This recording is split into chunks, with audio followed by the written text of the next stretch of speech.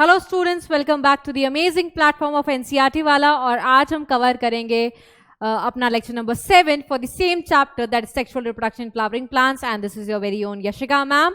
And yes, this would be your last lecture for this chapter. ठीक है, अभी तक हमने क्या पढ़ा था बेटा? हमने प्री फर्टिलाइजेशन इवेंट पढ़ लिया है, जिसमें हमने क्या पढ़ा था? गैमीट्स कैसे बने थे, मेल एंड फीमेल, कहां पर बने थे, एंड गैमीट्स का ट्रांसफर कैसे हुआ था। ट्रांसफर कह करके ये मत सोचना कि वो चल के गए थे, क्यों? क्योंकि गैमीट्स तो नॉन मोटाइल होते हैं।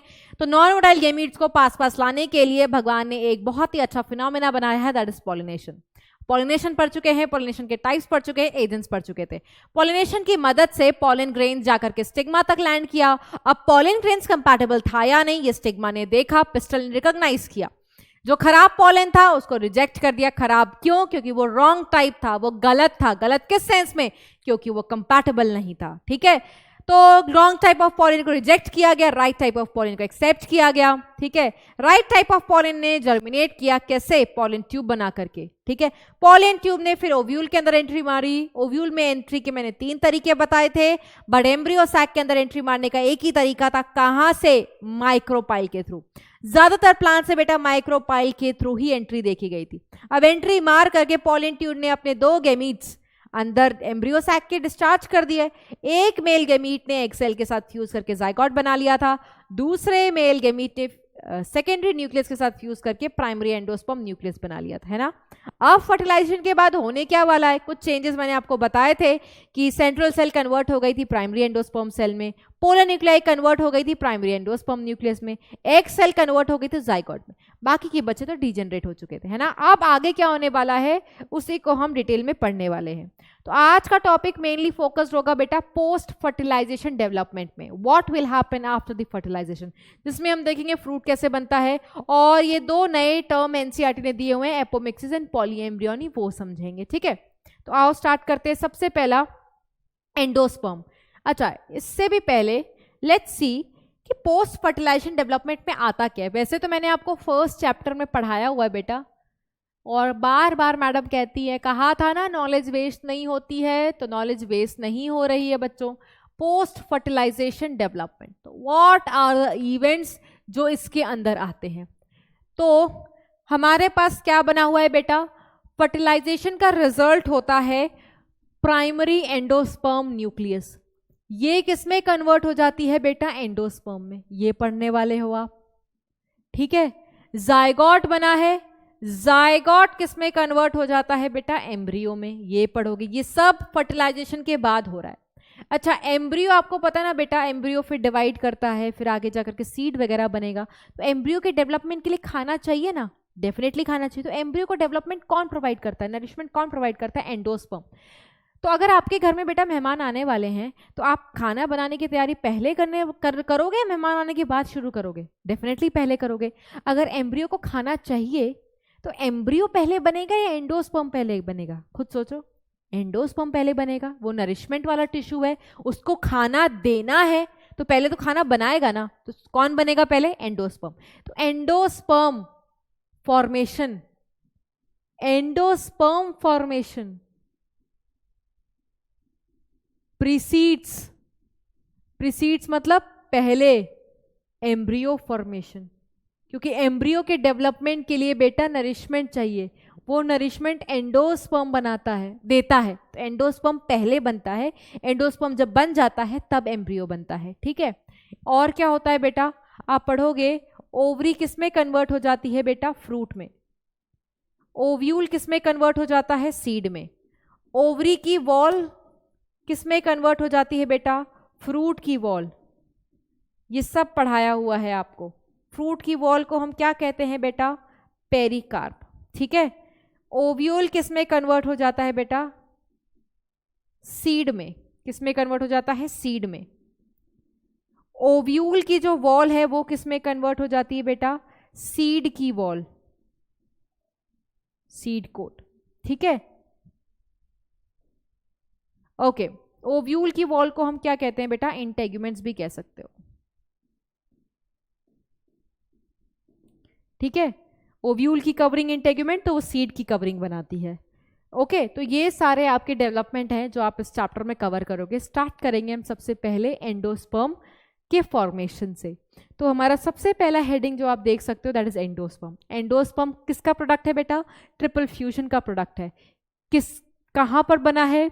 It develops from central cell of the embryo sac. ठीक है, कैसा टिश्यू है? ट्रिप्लॉइड टिश्यू है। याद करो, ये सेंट्रल सेल में ही तो था। ठीक है, ये सेंट्रल सेल था, प्राइमरी एंडोस्पर्म सेल। ठीक है, ये किसकी सेल थी बेटा? सेंट्रल सेल की। सेंट्रल सेल में 2 पोलर न्यूक्लियाई थे ना, जो फ्यूज करके क्या बना लिए थे बेटा? Secondary nucleus. और सेकेंडरी न्यूक्लियस ने मेल गैमीट के साथ फ्यूज करके यहाँ पर क्या बनाया बेटा? 3 न्यूक्लियस वाला ऐसे, that is primary endosperm nucleus. मैं आपको ऐसा अलग अलग दिखा रही हूँ बेटा, ये फ्यूजन हो चुका है। तभी तो 3 न्यूक्लियस का फ्यूजन था, तभी इसको ट्रिपल फ्यूजन कहते हैं। तो फ्यूजन हो चुका है और इसका रिजल्ट होता है पेन। अब यही पेन बेटा आगे जाकर के क्या बनाने वाला है? एंडोस्पर्म बनाने वाला है। कैसे बनाएगा वही आपको देखना है। ठीक है, filled with reserve food material, that is why इसको हम क्या बोलते हैं? Food storing tissue. एंडोस्पर्म क्या है बेटा? ये एक फूड स्टोरिंग टिश्यू है और इसका जो फूड है, इसका खाना है, किसके नरिशमेंट के लिए इस्तेमाल होता है? For the developing embryo. ठीक है, तभी एंडोस्पर्म पहले बनता है एम्ब्रियो बनने से पहले। ठीक है, अब हम देखेंगे इनके डेवलपमेंट का तरीका। तो 2 तरीका होता है बेटा, एक होता है फ्री न्यूक्लियर एंडोस्पर्म डेवलपमेंट, इस तरीके से एंडोस्पर्म बन सकता है। दूसरा तरीका होता है बेटा सेल्यूलर मोड ऑफ डेवलपमेंट। जो सबसे कॉमन तरीका होता है बेटा वो ये वाला होता है। This is the most common type as you can see. ठीक है, इसमें क्या होता है? ये देखो, ये हमारा प्राइमरी एंडोस्पर्म न्यूक्लियस है जो कि ट्रिप्लॉइड है। क्यों है आपको पता है। ये क्या करता है बेटा? कैरियोकाइनेसिस करेगा। एक बार नहीं, मल्टीपल बार। ठीक है, मल्टीपल कैरियोकाइनेसिस होती रहेगी, होती रहेगी, होती रहेगी। एक न्यूक्लियस डिवाइड किया 2 बने, 2 ने डिवाइड किया 4 बने, 4 ने डिवाइड किया 8, 8 ने डिवाइड किया 16। This will go on repetition, मतलब बार बार सिर्फ कैरियोकाइनेसिस। कैरियोकाइनेसिस का मतलब क्या होता है बेटा? न्यूक्लियर का डिवीजन। अभी हाल फिलहाल में शुरुआत में सिर्फ कैरियोकाइनेसिस होती रहती है, मल्टीपल न्यूक्लियाइज बन जाती हैं। जब ये कैरियोकाइनेसिस रिपीटेड होती रहती है ना बेटा, नो साइटोकाइनेसिस टेक्स प्लेस। शुरुआत में कोई साइटोकाइनेसिस नहीं होती है, जिसकी वजह से एक टाइम ऐसा आ जाता है बेटा कि एक सेल के अंदर बहुत सारे न्यूक्लियस बन जाते हैं और इन न्यूक्लियस को सराउंड करने के लिए आप देख सकते हो कोई सेल वॉल नहीं है, कोई बाउंड्री नहीं है, सारे न्यूक्लियस फ्री पड़े हुए हैं। दैट इज वाई इस वाले एंडोस्पर्म को हम फ्री न्यूक्लियर एंडोस्पर्म बोलते हैं। क्या बोलते हैं बेटा? Free nuclear endosperm. ये एंडोस्पर्म कैसे बन रहा है? जब मल्टीपल कैरियोकाइनेसिस हो रही है, साइटोकाइनेसिस नहीं हो रही है। तो ये एक तरीका है एंडोस्पर्म बनने का। किससे? प्राइमरी एंडोस्पर्म न्यूक्लियस से। ठीक है, क्योंकि ये एंडोस्पर्म इसी से बन रहा है। तो एंडोस्पर्म की प्लॉइडी आपसे पूछे तो क्या होगा बेटा? 3n। जैसे नारियल पानी में जो पानी होता है ना बेटा, द लिक्विड पार्ट, वो फ्री न्यूक्लियर एंडोस्पर्म है, वो इसी तरीके से बनता है, मल्टीपल कैरियोकाइनेसिस। एक टाइम ऐसा भी आएगा बेटा, साइटोकाइनेसिस होगी और हर nucleus will get surrounded by cell wall. ठीक है, लेकिन जब सेल वॉल नहीं लगी है अभी वाले स्टेज में, तो आप देख सकते हो सारे न्यूक्लियस फ्री हैं और इस कंडीशन को हम बोलते हैं फ्री न्यूक्लियर एंडोस्पर्म। ठीक है, ये सबसे कॉमन तरीका है। इसमें देखो क्या लिखा हुआ है कि primary endosperm nucleus undergo successive nuclear division, मतलब एक के बाद एक, एक के बाद एक, एक के बाद एक न्यूक्लियर डिवीजन चलती ही रहती है। और इसी न्यूक्लियर डिवीजन को हम क्या कहते हैं बेटा? कैरियोकाइनेसिस। और इस टाइम पर कोई साइटोकाइनेसिस नहीं चल रही है। क्योंकि साइटोकाइनेसिस नहीं चल रही है, कोई सेल वॉल सराउंड नहीं कर रही है एनी ऑफ द न्यूक्लियस को, है ना। इस तरीके से ये कंडीशन क्रिएट होती है फ्री न्यूक्लियाई वाली या फ्री न्यूक्लियर एंडोस्पर्म वाली। दूसरा क्या होता है बेटा? दूसरा होता है सेल्यूलर एंडोस्पर्म। ठीक है, सेल्यूलर एंडोस्पर्म में क्या होता है बेटा? ये प्राइमरी एंडोस्पर्म न्यूक्लियस है जो कि हमारा 3n है।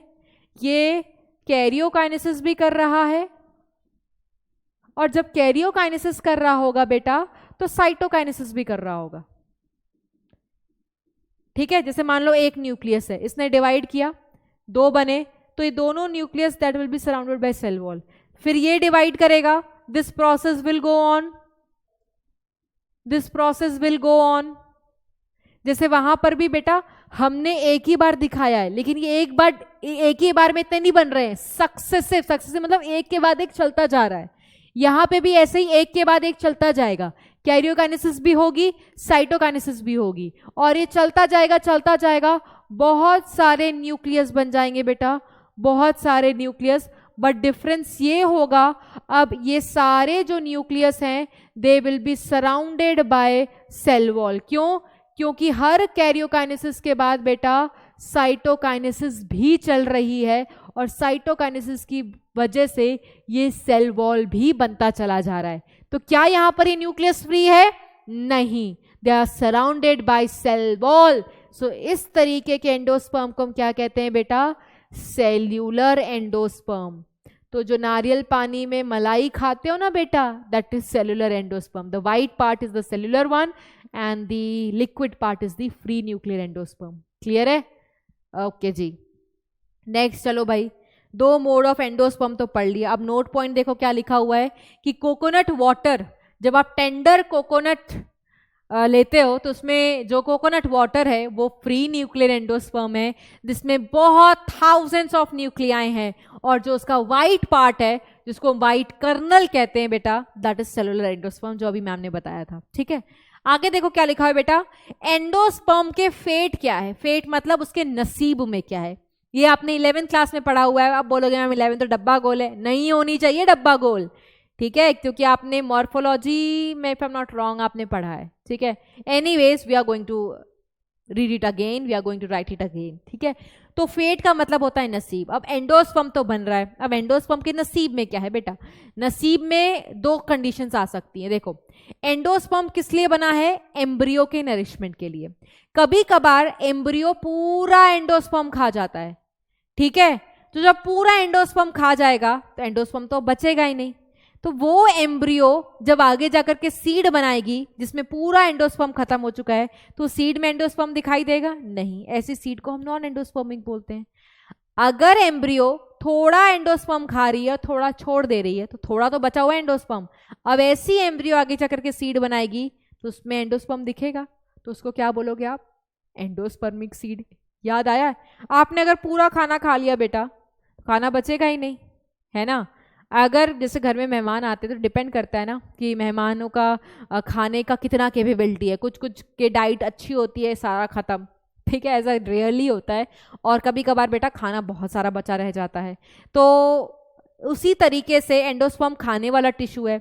अगर एम्ब्रियो सारा खा जाए एंडोस्पर्म खत्म, अगर एम्ब्रियो थोड़ा खाए एंडोस्पर्म बचा रह जाएगा।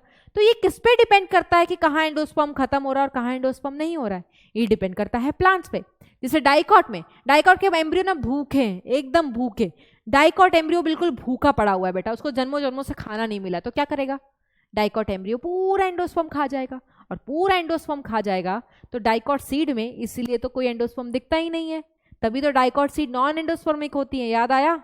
नहीं मैडम, नहीं याद आया, कोई बात नहीं। मोनोकॉट के एम्ब्रियो इतने भूखे नहीं है बेटा, ठीक है, वो थोड़ा सा ही एंडोस्पर्म खाते हैं, थोड़ा बचा रह जाता है। इसीलिए मोनोकॉट एम्ब्रियो से जब मोनोकॉट सीड बनती है तो उसमें एंडोस्पर्म रहता है। ठीक है, आओ लिखते हैं। दो पॉसिबिलिटीज होती हैं बेटा, क्या होती है? दो पॉसिबिलिटीज होती है। दो पॉसिबिलिटीज क्या होती हैं? Just a second, there are two possibilities. Okay,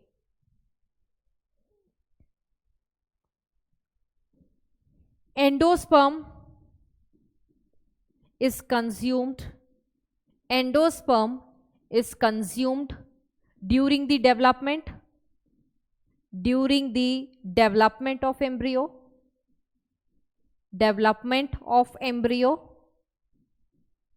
ऐसा किस में होता है बेटा? ऐसा होता है डाइकॉट्स में, ठीक है।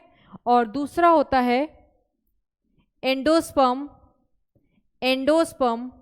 is not consumed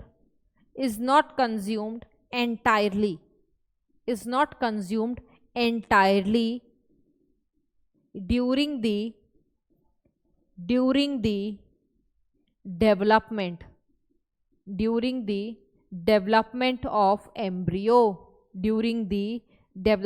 of embryo। ऐसा किस में होता है बेटा? मोनोकॉट्स में।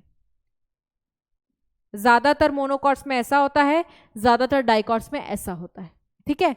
अब नेक्स्ट हम पढ़ने वाले हैं एम्ब्रियो बनेगा कैसे।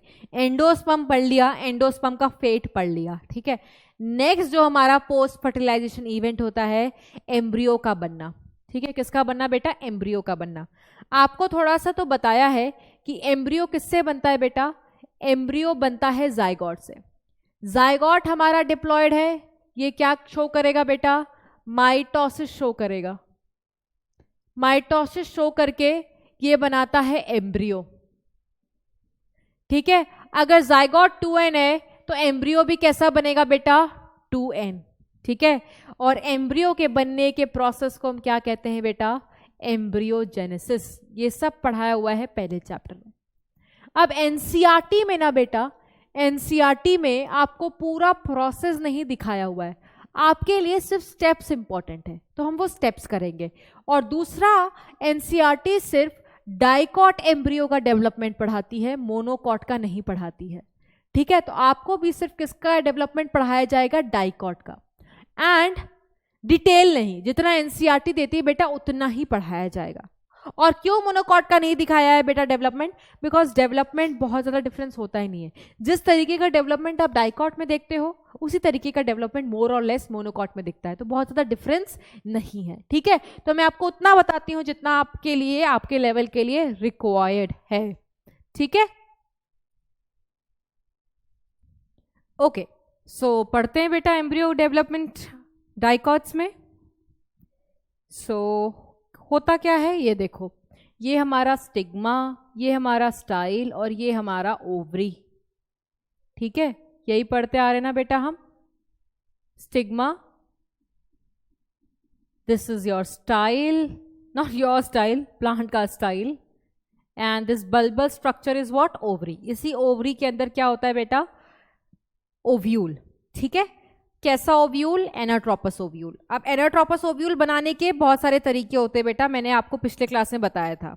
ठीक है, तो उसके लिए कंफ्यूज मत होना। ठीक है, अब ओव्यूल जब एनसीईआरटी बनाती है बेटा, वो ओव्यूल एनाट्रोपस का ऐसे बनाती है जिसमें माइक्रोपाइल ऊपर की तरफ होता है और चालाजा नीचे की तरफ होता है। तो हम भी वैसे ही लेते हैं, मैक्सिमम जगह एनसीईआरटी ऐसे बनाती है। एक जगह उन्होंने चेंज किया, एक नहीं दो जगह उन्होंने चेंज किया है, बट आपको मैंने सब कुछ बता रखा है, रटना नहीं है, अपना कंसेप्ट बिल्ड करो। ठीक है, उसके बाद ये हमारा ओव्यूल है और इस ओव्यूल के अंदर क्या होता है बेटा? इस ओव्यूल के अंदर होता है एम्ब्रियो सैक। क्या होता है? Embryo sac.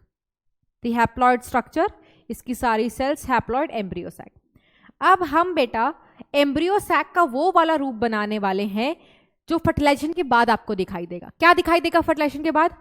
अगर माइक्रोपाइल इधर वाला एंड है बेटा तो एग भी इधर होगा, यही एग था और यही एग का फ्यूजन मेल गैमीट से हुआ होगा, तो जाइगोट बेटा इधर ही बना होगा। ये क्या है आपका? Zygote. This is 2n structure जिसको हम क्या कह रहे हैं? जाइगोट। ये हमारा जाइगोट है, दिस इज जाइगोट। और जो बीच वाली सेल होगी बेटा, यहीं पर क्या बना होगा? Primary endosperm nucleus. ठीक है, यही प्राइमरी एंडोस्पर्म न्यूक्लियस जाकर के एंडोस्पर्म बना दिया है। ठीक है, इसने यहां पर एंडोस्पर्म बना दिया, ऐसे लिखते हैं, इसने बना दिया ना, तो हम इसको ऐसे लिखते हैं, एंडोस्पर्म बन चुका है यहां पर, दिस इज एंडोस्पर्म, है ना। एंडोस्पर्म पहले बन जाएगा, एम्ब्रियो बनने से पहले बन जाता है। अब क्या होता है बेटा? अब देखना क्या होगा, ये जाइगोट, ठीक है, ये जो जाइगोट है, this is zygote, this is zygote. Zygote का ये ऊपर वाला हिस्सा किसको फेस कर रहा है? माइक्रोपाइल को। ये वाला हिस्सा किसको फेस कर रहा है? चालाजल को। ठीक है, ये जाइगोट डिवाइड करता है, इट डिवाइड्स ट्रांसवर्सली। ट्रांसवर्सली का मतलब ट्रांसवर्स डिवीजन शो करता है, ट्रांसवर्सली। और कितने सेल्स बन रहे हैं बेटा? कितने सेल्स बन रहे हैं बेटा? ये बन रहे हैं आपके 2 सेल्स। ठीक है, जो सेल माइक्रोपाइल की तरफ बनी है, ये माइक्रोपाइल है, ये चालाजल है। जो सेल माइक्रोपाइल की तरफ बनती है, इसका काम होता है, इसका नाम होता है सस्पेंसर सेल। ठीक है, और जो सेल चालाजल को फेस कर रही होती है, इसका नाम क्या होता है बेटा? Embryonal cell. इसका नाम क्या होता है? Embryonal cell. अगर मैं आपको यहां दिखाऊं, यहीं पर दिखाऊं, जाइगोट क्या करेगा बेटा? डिवाइड करेगा। ठीक है, डिवाइड करके क्या बना रहा है बेटा? डिवाइड करके 2 सेल बना रहा है, ये ऊपर वाली, एक नीचे। ऊपर नीचे मत याद करना, ऐसे याद करना, जो सेल माइक्रोपाइल की तरफ है, यहां माइक्रोपाइल एंड है, जो माइक्रोपाइल की तरफ है, दिस इज सस्पेंसर सेल। जो सेल चालजल को फेस कर रही है वो कैसी सेल है? Embryonal cell. नाम से आपको मतलब समझ में आ गया होगा बेटा कि यही वाली सेल आगे जाकर के क्या बनाने वाली? एम्ब्रियो। यही वाली सेल आगे जाकर के क्या बनाने वाली? इसका क्या काम है बेटा? ये तो कुछ टाइम के बाद डीजनरेट कर जाती है। इसका काम क्या होता है? ये जो सस्पेंसर सेल ऊपर बनी है ना, ये एम्ब्रियो सेल को पुश करेगी, ये वाली इस एम्ब्रियो सेल को धक्का देगी। किधर की तरफ? एंडोस्पर्म की तरफ। क्यों? क्योंकि एंडोस्पर्म में खाना है ना, और एम्ब्रियो को डेवलप होने के लिए भी खाना चाहिए। तो सस्पेंसर सेल का काम होता है to push the embryonal cell into the endosperm. अगर सस्पेंसर सेल पूरा मन लगा ले पुश करने में, धक्का देने में, तो सस्पेंसर सेल इस एम्ब्रियोनल सेल को पूरा का पूरा धक्का दे देती है एंडोस्पर्म में। इसी वजह से एंडोस्पर्म पूरा कंज्यूम हो जाता है। किसमें? डाइकॉट में। मोनोकॉट में क्या होता है? Suspensor cell completely embryonal cell को पुश नहीं करती है बेटा, ठीक है। इसीलिए मोनोकॉट में ये एंडोस्पर्म कंप्लीटली कंज्यूम नहीं होता है, ठीक है। तो दो चीजें हो सकती हैं, डिपेंड करता है प्लांट डाइकॉट है या मोनोकॉट। ओके, तो ये चीजें हो गई। अब आगे क्या होगा? आगे क्या होने वाला है इसके लिए आपको देखना पड़ेगा डायग्राम, ठीक है। ये डायग्राम, ये देखो हमारी एनसीईआरटी ने ये देखो बनाया हुआ है। ये जाइगोट है। सब कुछ कहां पर बन रहा है आपको दिखा दिया है, सब कुछ यहां पर हो रहा है। जाइगोट यहां पर बना है।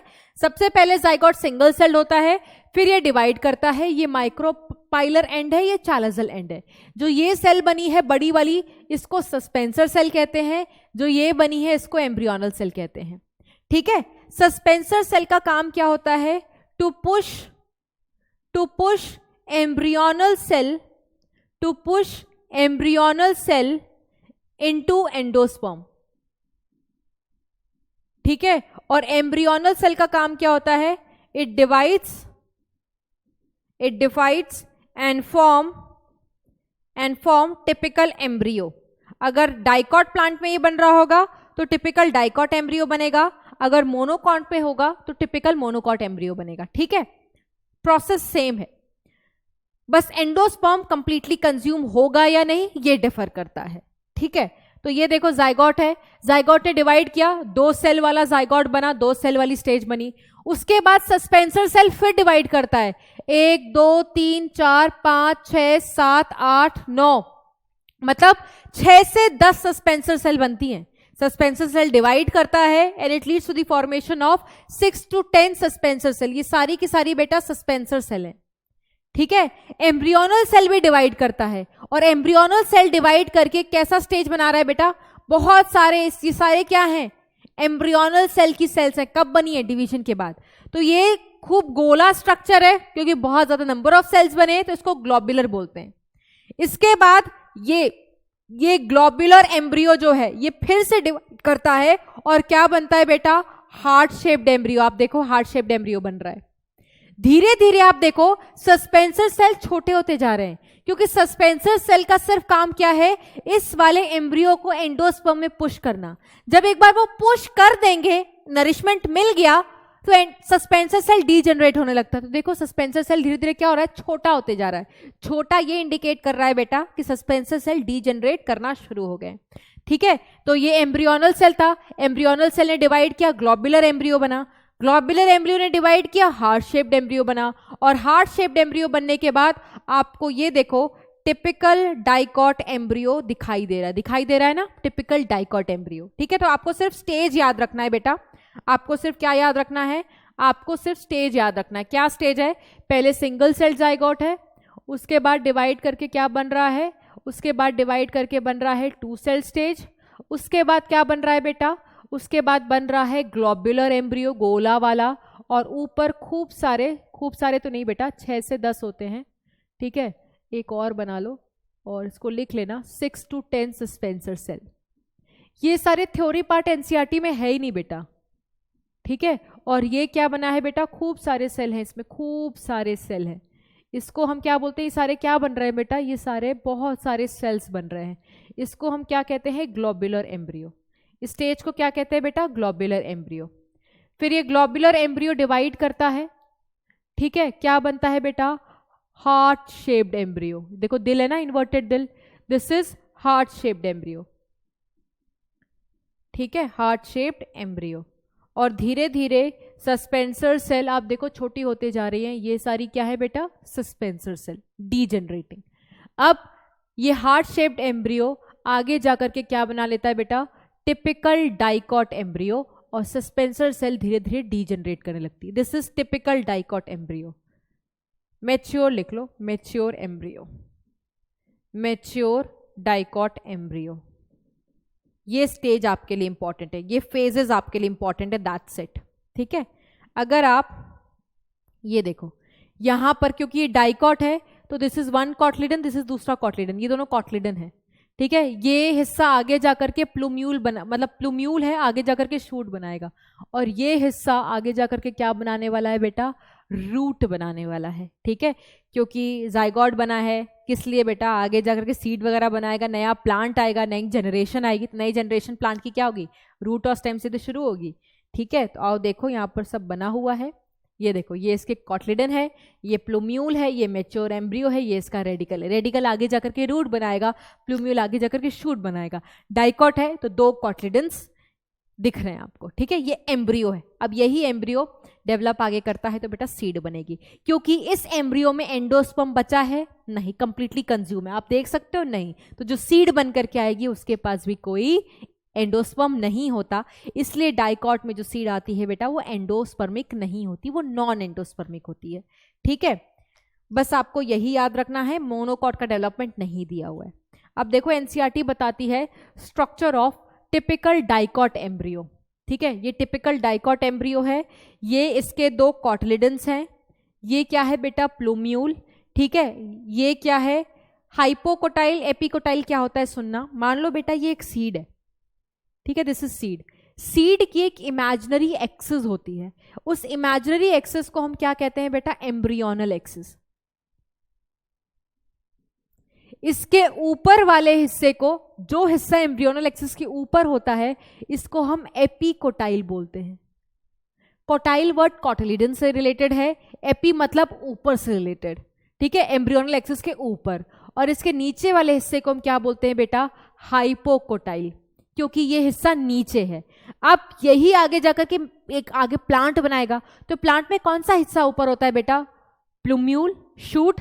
तो ये आगे जाकर के क्या बनाने वाले हैं, प्लूम्यूल। प्लूम्यूल आगे जाके क्या बनाएगा, शूट। कौन सा हिस्सा नीचे होता है बेटा, रूट। रूट को कौन बनाता है, रेडिकल। दैट मीन्स ये हिस्सा आगे जाके क्या बनाएगा बेटा, रेडिकल।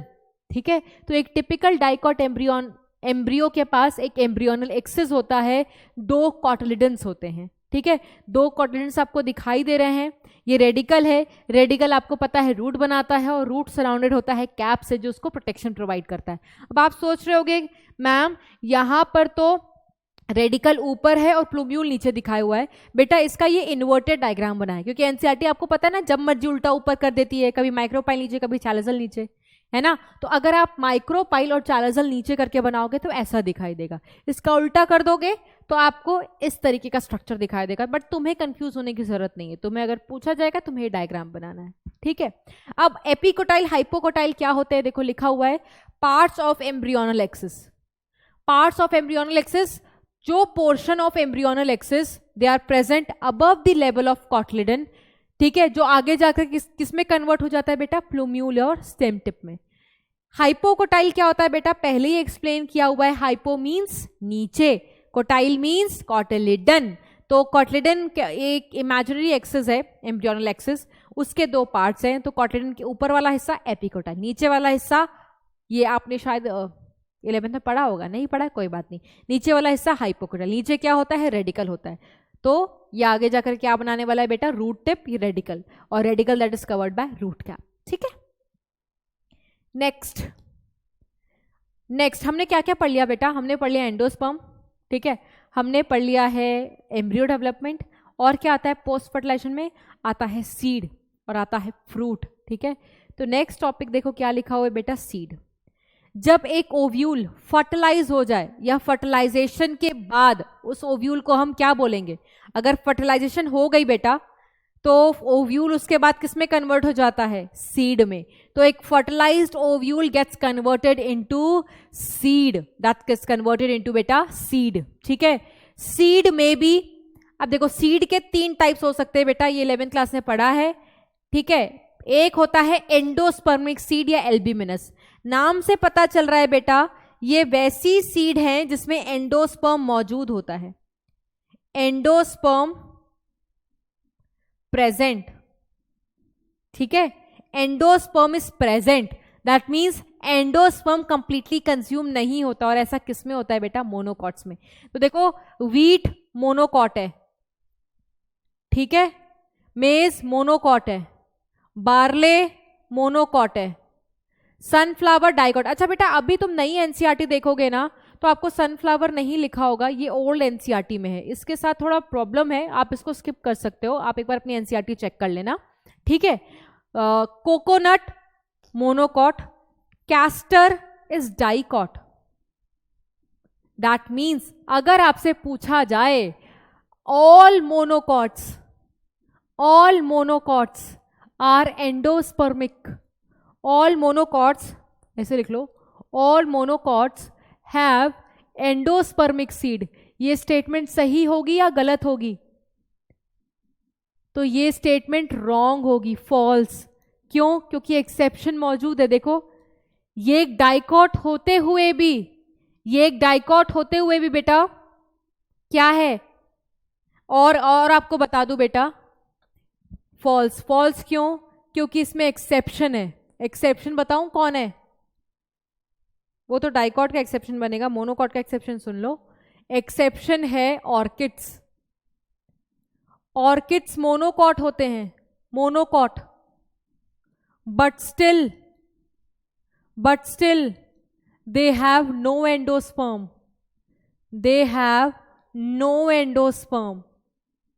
तो अगर आपसे पूछा जाए बेटा कि सारे के सारे मोनोकॉट्स एंडोस्पर्मिक सीड वाले होते हैं तो ये स्टेटमेंट गलत होगी। एक्सेप्शन है ऑर्किड मोनोकॉट होते हुए भी एंडोस्पर्म नहीं रखता, वो नॉन एंडोस्पर्मिक है। इसीलिए इसके एग्जाम्पल में मैं ऑल मोनोकॉट नहीं लिखूंगी, मैं लिखूंगी मोस्ट ऑफ द मोनोकॉट्स। क्या लिखूंगी बेटा? मोस्ट ऑफ द मोनोकॉट्स, ज्यादातर monocots plus few dicots like castor, ठीक है, like castor. Okay, next type of seed क्या होता है बेटा? Non endospermic seed. Non endospermic seed को हम एक्स एल्ब्यूमिनस भी बोलते हैं। जैसे एंडोस्पर्मिक को एल्ब्यूमिनस कहा, नॉन एंडोस्पर्मिक को एक्स एल्ब्यूमिनस कहते हैं। नाम से पता चल रहा है बेटा नॉन मतलब एंडोस्पर्म नहीं होता। क्यों नहीं होता? क्योंकि डेवलपमेंट के दौरान पूरा का पूरा एंडोस्पर्म कंज्यूम हो जाता है, एंडोस्पर्म एब्सेंट, ठीक है।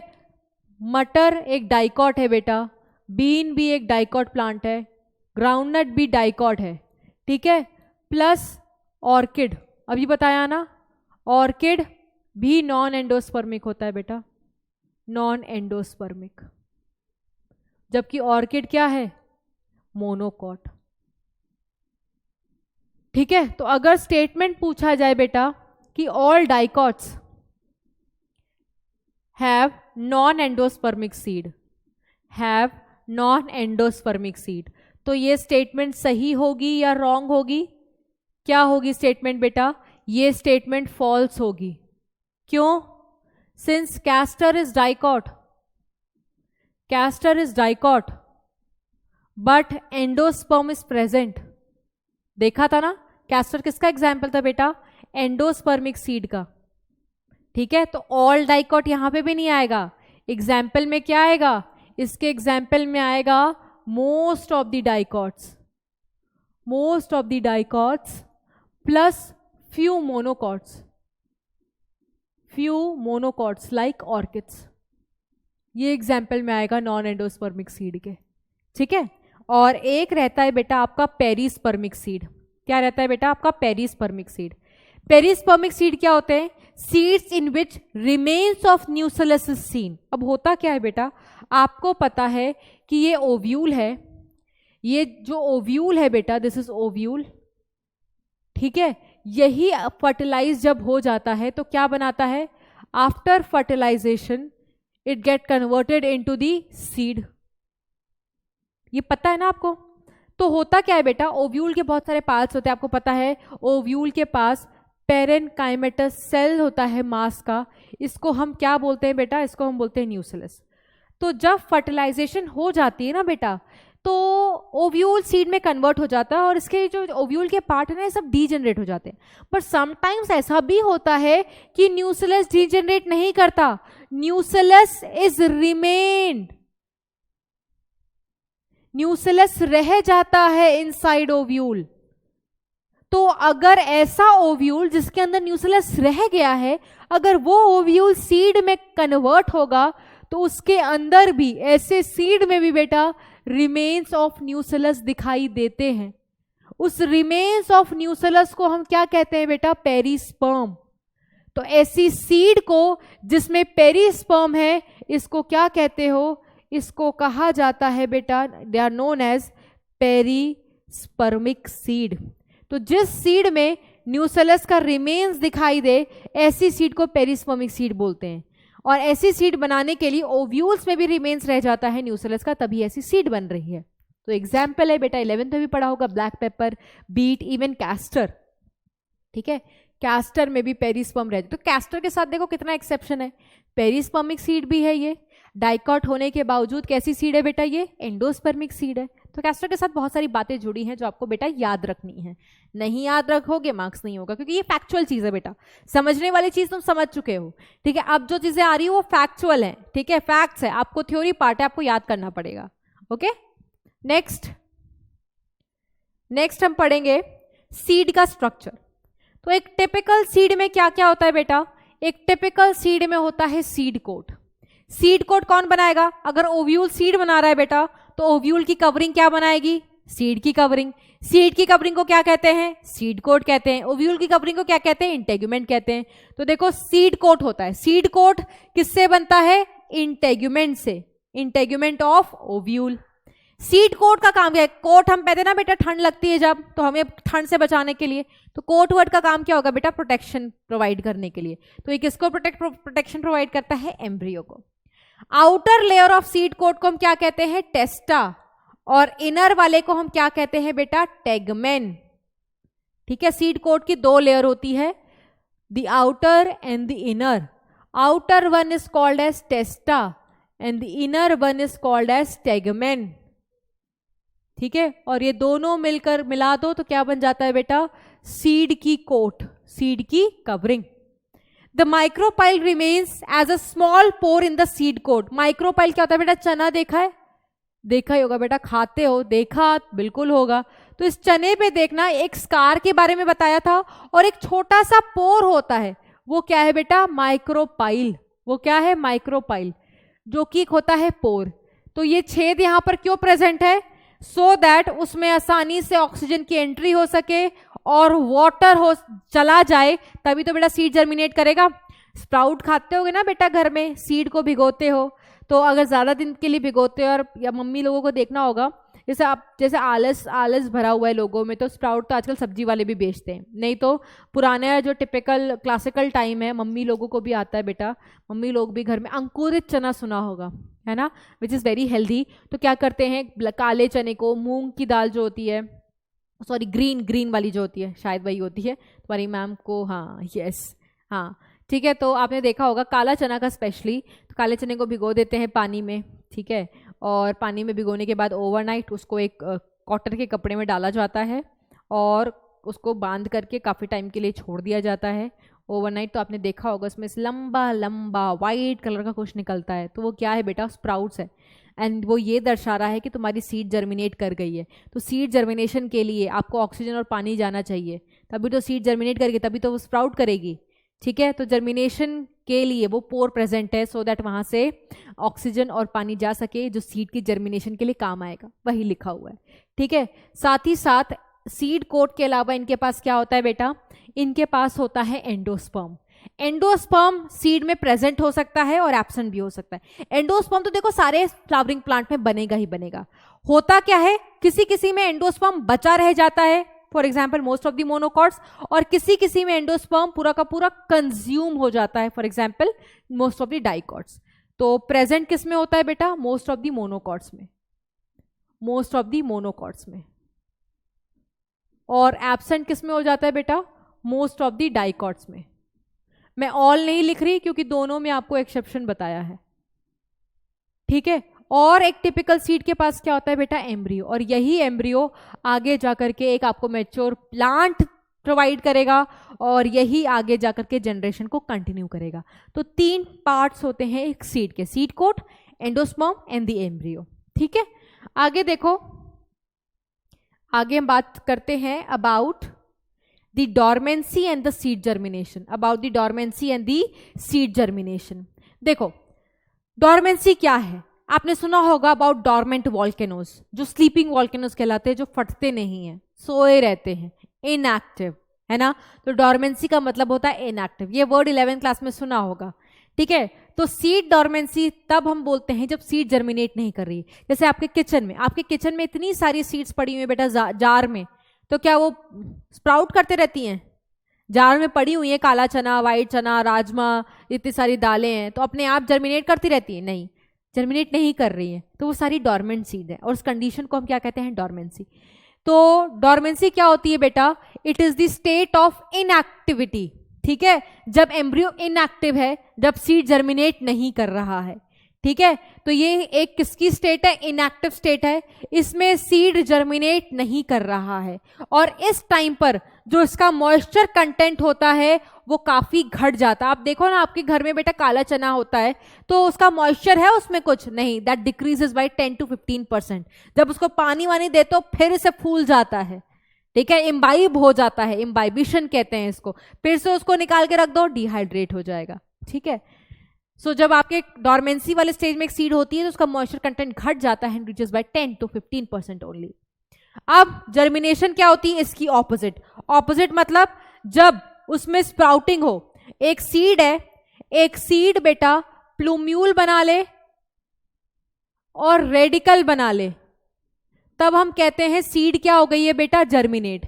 प्लूम्यूल आगे जाकर के शूट या स्टेम बना लेगा, रेडिकल आगे जाकर के रूट बना लेगा। अगर ये हो जाए तो जर्मिनेशन, ये ना हो सके तो डॉर्मेंसी, ठीक है। तो जर्मिनेशन क्या होता है, ability of seed to produce a seedling in presence of favourable environmental condition, ठीक है। जैसे आपके जार में सीड क्यों नहीं जर्मिनेट कर रही हैं, उस जार में फेवरेबल कंडीशन ही नहीं है, कौन से तुमने उसको सॉइल में रखा है, कौन से तुमने उसको मिनरल प्रोवाइड किया है ना। तो सीड को जर्मिनेट करने के लिए उनको सारी फेवरेबल कंडीशन प्रोवाइड कर दो, फॉर एग्जांपल उनको प्रॉपर उनका अपना मॉइस्चर दो, ऑक्सीजन दो, सुटेबल टेम्परेचर दो, सारे मिनरल्स दो, सीड स्प्राउट कर जाएगी, ठीक है। जैसे हम पानी में भिगो करते हैं, फिर वो स्प्राउटिंग वाले को जमीन में लगा दो, मत खाओ, ठीक है। स्प्राउटिंग वाले जो चना है उसको ना खाओ और उसको सॉइल में लगा दो, बन जाएगा नया प्लांट, ठीक है।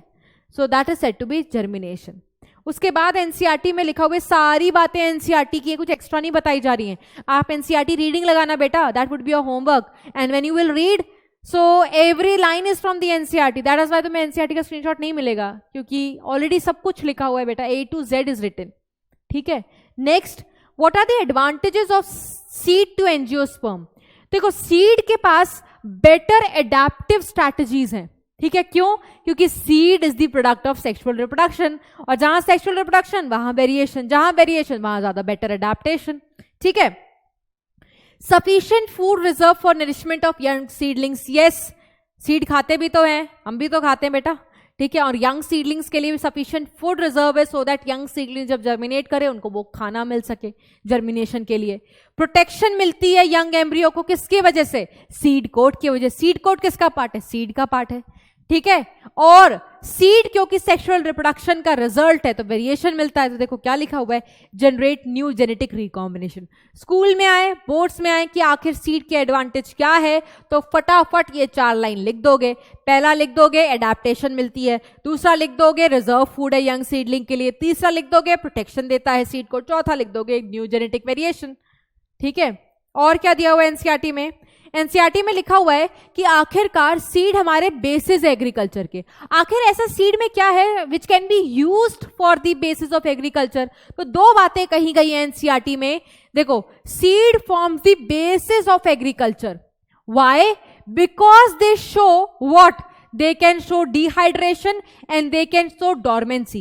और dehydration और dormancy की वजह से ही बेटा इनको हम स्टोर करके रख सकते हैं। सीड्स को स्टोर करते हैं ना, और सीड को स्टोर करके, और मार्केट में भी देखो बेटा सीड मिलती है ना, सीड को हम खरीदते हैं, फिर उसको फिर जमीन में लगाते हैं, तो वो किस पर्पस से तुम उसको स्टोर कर पा रहे हो? डिहाइड्रेशन और डॉर्मेंसी की वजह से। तो देखो लिखा हुआ है कि ये जो दो फीचर्स होती हैं ये हेल्प करती हैं सीड को स्टोर करने में, जिसको यूज कर सकते हैं as a food throughout the year. करते हैं ना बेटा, घर में भी तो हम स्टोर करके रखते हैं।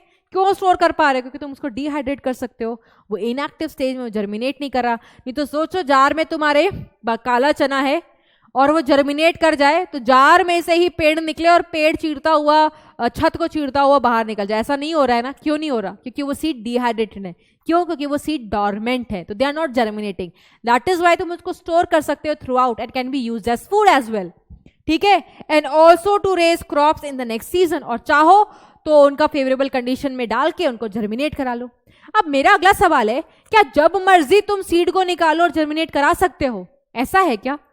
याद है मैंने आपको पॉलन की वाइबिलिटी पढ़ाई थी कि पॉलन का एक पीरियड है, उसी पीरियड में वो जर्मिनेट कर सकता है। Same goes with the seed. Seed सालों साल हो सकती है कि वो वाइबल है, वो जर्मिनेट कर जाए, बट सबकी नहीं होती बेटा। कुछ की एक्सपायरी मंथ में ही हो जाती है, कुछ की एक्सपायरी 2000 साल तक चलती। एक्सपायरी होती ना बेटा कि ये प्रोडक्ट इतने ही दिन तक चलेगा, उसके बाद खा मत लेना। सीड की भी एक्सपायरी होती है, इतने टाइम तक जर्मिनेट करेगा, उसके बाद जर्मिनेट नहीं कर सकता। कुछ भी दे दो उसको, किसी भी फेवरेबल कंडीशन में रख दो। ठीक है, तो नेक्स्ट टॉपिक हमारा वही होने वाला है। क्या है हमारा नेक्स्ट टॉपिक? हमारा नेक्स्ट टॉपिक है बेटा सीड की वाइबिलिटी। क्या होती है सीड की वाइबिलिटी? फटाफट आप देख सकते हो। सीड वाइबिलिटी क्या है? The period for which the seed retain the power of germination, जिसको हम बोलते हैं सीड वाइबिलिटी। ओके, सो क्या सीड वाइबिलिटी सारे सीड्स के लिए, सारे प्लांट्स वाले सीड के लिए सेम है? नहीं। पॉलन वाइबिलिटी क्या सेम थी? नहीं, वो वेरी कर रही थी जिस प्रकार का हमारा प्लांट था। तो सीड वाइबिलिटी भी क्या होती है बेटा? सीड वाइबिलिटी भी वेरिएबल होती है। जैसे कुछ सीड्स की एक्सपायरी कुछ मंथ्स में ही आ जाती है। ठीक है, जैसे ऑक्सालिस। ऑक्सालिस का जो बेटा सीड होता है ना, that is viable. Seed is viable, seed is viable only for months, only for few months. ठीक है, इसके बाद कुछ महीनों के बाद इसके सीड को तुम कितना भी मर्जी उगाने की कोशिश करो, वो उगेगा नहीं, क्योंकि उसकी एक्सपायरी आ चुकी है। वो अपनी वायबिलिटी खत्म कर चुका है। ठीक है, वो एक्सपायर हो चुका है, वो जर्मिनेट नहीं करेगा। ठीक है, अगर मैं आपसे ल्यूपिन सीड की बात करूं, ल्यूपिन सीड, इसकी जो वाइबिलिटी होती है, सीड वाइबिलिटी इज 10,000 ईयर्स। सबसे पुराना सीड बेटा 10,000 ईयर्स। ठीक है, इस सीड को कौन से प्लांट, मतलब किसका सीड है, किस पेड़ का सीड है बेटा? उस पेड़ का नाम है ल्यूपिनस आर्क्टिकस। आर्क्टिकस इसलिए बेटा क्योंकि आर्टिक तुंद्रा में था। It was excavated from, excavated का मतलब निकाला गया था, एक्सकवेटेड फ्रॉम आर्कटिक तुंद्रा। और आर्कटिक तुंद्रा बेटा बहुत ठंडी जगह पर होता है, तो ठंडी जगह पर हर सीड जर्मिनेट कर जाए जरूरी नहीं है। तो इसकी सीड भी बेटा 10,000 साल तक डॉर्मेंट पड़ी हुई थी। और लेकिन जब इस सीड को निकाला गया और जर्मिनेट कराया गया फेवरेबल कंडीशन प्रोवाइड करके, तो इस ल्यूपिन की सीड ने जर्मिनेशन शो किया। दैट मीन्स 10,000 साल तक वो वाइबल थी। ठीक है, उसने एबिलिटी रखा है, तो वो पीरियड याद रखना है आपको। तो ल्यूपिन सीड का कितना है बेटा? 10,000 साल। ठीक है, नेक्स्ट लास्ट एग्जाम्पल दिया हुआ है बेटा डेट पाम के सीड का। डेट पाम का साइंटिफिक नेम क्या है? फीनिक्स डेक्टिलीफेरा। क्या है? फीनिक्स डेक्टिलीफेरा। फीनिक्स डेक्टिलीफेरा। ठीक है, ये जो प्लांट था बेटा, इसकी सीड वाइबिलिटी थी 2000 ईयर्स। ये 2000 साल तक वाइबल रह सकती है बेटा। ठीक है, और इसको कहां से निकाला गया था? फ्रॉम किंग, एक बेटा किंग थे, उनका पैलेस था अराउंड डेड सी, तो वहां से इस प्लांट के सीड को खोद करके निकाला गया। आर्कियोलॉजिकल एक्सकवेशन चल रही थी, तो पता चला कि वो सीड 2000 साल पुरानी है। बट ये 2000 साल पुरानी वाली सीड को भी जब नॉर्मल कंडीशन देकर के ग्रो कराया गया तो ग्रो कर गई, जर्मिनेट कर गई। दैट मीन्स डेट पाम की सीड जो होती है 2000 साल तक वाइबल है, उसकी पास एबिलिटी है कि 2000 साल तक जर्मिनेट कर सके। इसके बाद तुम जर्मिनेट कराओगे तब तक वो अपनी वायबिलिटी खो चुकी होगी, वो एक्सपायर हो चुकी होगी। बट 2000 साल तक ये बिल्कुल वायबल है। क्लियर है? लिख लेते हैं बेटा पैलेस का नाम। तो क्या नाम है पैलेस का? नाम क्या है बेटा? King Herod's palace. ये पैलेस कहाँ है बेटा? Near Dead Sea. तो इस पैलेस में आर्कियोलॉजिकल एक्सकवेशन चल रही थी। आर्कियोलॉजी मतलब पता है ना, पुरानी चीजों का जो सर्वे करते हैं, ठीक है, पुरानी चीजों को एक जैसे आर्कियोलॉजिकल म्यूजियम भी होता है बेटा, सुना होगा। तो वहाँ वाली जब एक्सकवेशन चल रही थी तब इस सीड को खोद करके निकाला तो ये मिली। और ये सीड कितनी पुरानी थी? 2000 साल। ठीक है, तो यही 3 एग्जाम्पल लिखे हुए हैं। ओल्डेस्ट सीड ल्यूपिन, इसका 2000। ऑक्जेलिस की सीड वाइबल होती है सिर्फ फ्यू मंथ्स तक। ओके, तो ये हो गई हमारी कहानी किसकी बेटा? सीड वाइबिलिटी की। उसके बाद एनसीईआरटी में लिखा हुआ है बेटा कि जो सीड का नंबर होता है वो जनरली इक्वल टू और less than number of ovules है। अगर 5 ओव्यूल है तो 5 सीड बनेगा, 5 से ज्यादा नहीं बन सकता। 5 ओव्यूल है तो 5 सीड बनेगा या 5 से कम बनेगा, 5 से कभी ज्यादा नहीं बन सकता। हो सकता है देखो बेटा, ओव्यूल जो फर्टिलाइज होगा वही सीड में कन्वर्ट हो सकता है 5 ओव्यूल है, 3 ही फर्टिलाइज हुए तो 3 सीड बनेगा, 2 नहीं फर्टिलाइज हुए। तो कम नंबर ऑफ सीड बन सकती है, ज्यादा नंबर ऑफ सीड नहीं बन सकती। ठीक है, ऑर्किड फ्रूट में thousands of seeds are there, छोटे छोटे बहुत सारे टाइनी सीड्स हैं। Parasitic species like Orbanca and Striga also contain many tiny seeds. ठीक है, तो नंबर ऑफ सीड्स भी वेरी कर सकती हैं। जैसे आप देखते हो कोई पपीता, वाटरमेलन में कितने सारे सीड्स हैं। ठीक है, ये किस पे डिपेंड करता है? नंबर ऑफ ओव्यूल पे। जितना ओव्यूल होगा उतनी सीड बनेंगी या उससे कम बनेंगी, नंबर ऑफ ओव्यूल से ज्यादा नहीं बन सकती। ठीक है, ओके। अच्छा, एक चीज और बेटा, एक चीज और, हमारे एनसीईआरटी में डायग्राम दिया हुआ है। ठीक है, ये डायग्राम से क्वेश्चन आते हैं। क्या क्वेश्चन आते हैं? आपको सीड आइडेंटिफाई के लिए पूछा जा सकता है। ये किसका सीड है बेटा? ये बीन का सीड है। ये किसका सीड है? ये कैस्टर का सीड है। ये किसका सीड है? ये मेज का सीड है। ठीक है, और ये किसका सीड है बेटा? अनियन का सीड है। जिसको अनियन का जैसा कलर होता है ना, देखो आप देखो, एंडोस्पर्म का भी वैसा ही कलर है। अब देखो ये बीन कैसा है बेटा? ये बीन एक डाइकॉट है, और आपको बताया है कि डाइकॉट में एंडोस्पर्म नहीं होता, ज्यादातर डाइकॉट में नहीं होता। तो आप देखो इस सीड में भी आपको एंडोस्पर्म नहीं दिखाई दे रहा है ना। अच्छा, बच्चों को लगता है एंडोस्पर्म तो खाने वाला टिश्यू होता है, एंडोस्पर्म तो होना चाहिए। तो जहां एंडोस्पर्म नहीं है वहां पर फूड कहां पर है? कोई बात नहीं, वहां पर फूड कहां है बेटा? कॉटलिडन में। कॉटलिडन क्या होता है? Food storing tissue. राजमा खाते हो ना, तो क्या खा रहे हो? कॉटलिडन ही तो खा रहे हो। चना खा रहे हो, व्हाइट वाला, काला वाला, क्या खा रहे हो? कॉटलिडन ही तो खा रहे हो। वो डाइकॉट है, उसमें एंडोस्पर्म नहीं होता। तो आप देख सकते हो डाइकॉट है, नो एंडोस्पर्म, तो ये कैसा है? नॉन एंडोस्पर्मिक सीड है। ये अपने बेटा एनसीईआरटी में ही लिख लेना, तुम्हें दोबारा बनाने की जरूरत नहीं है, नॉन एंडोस्पर्मिक सीड है।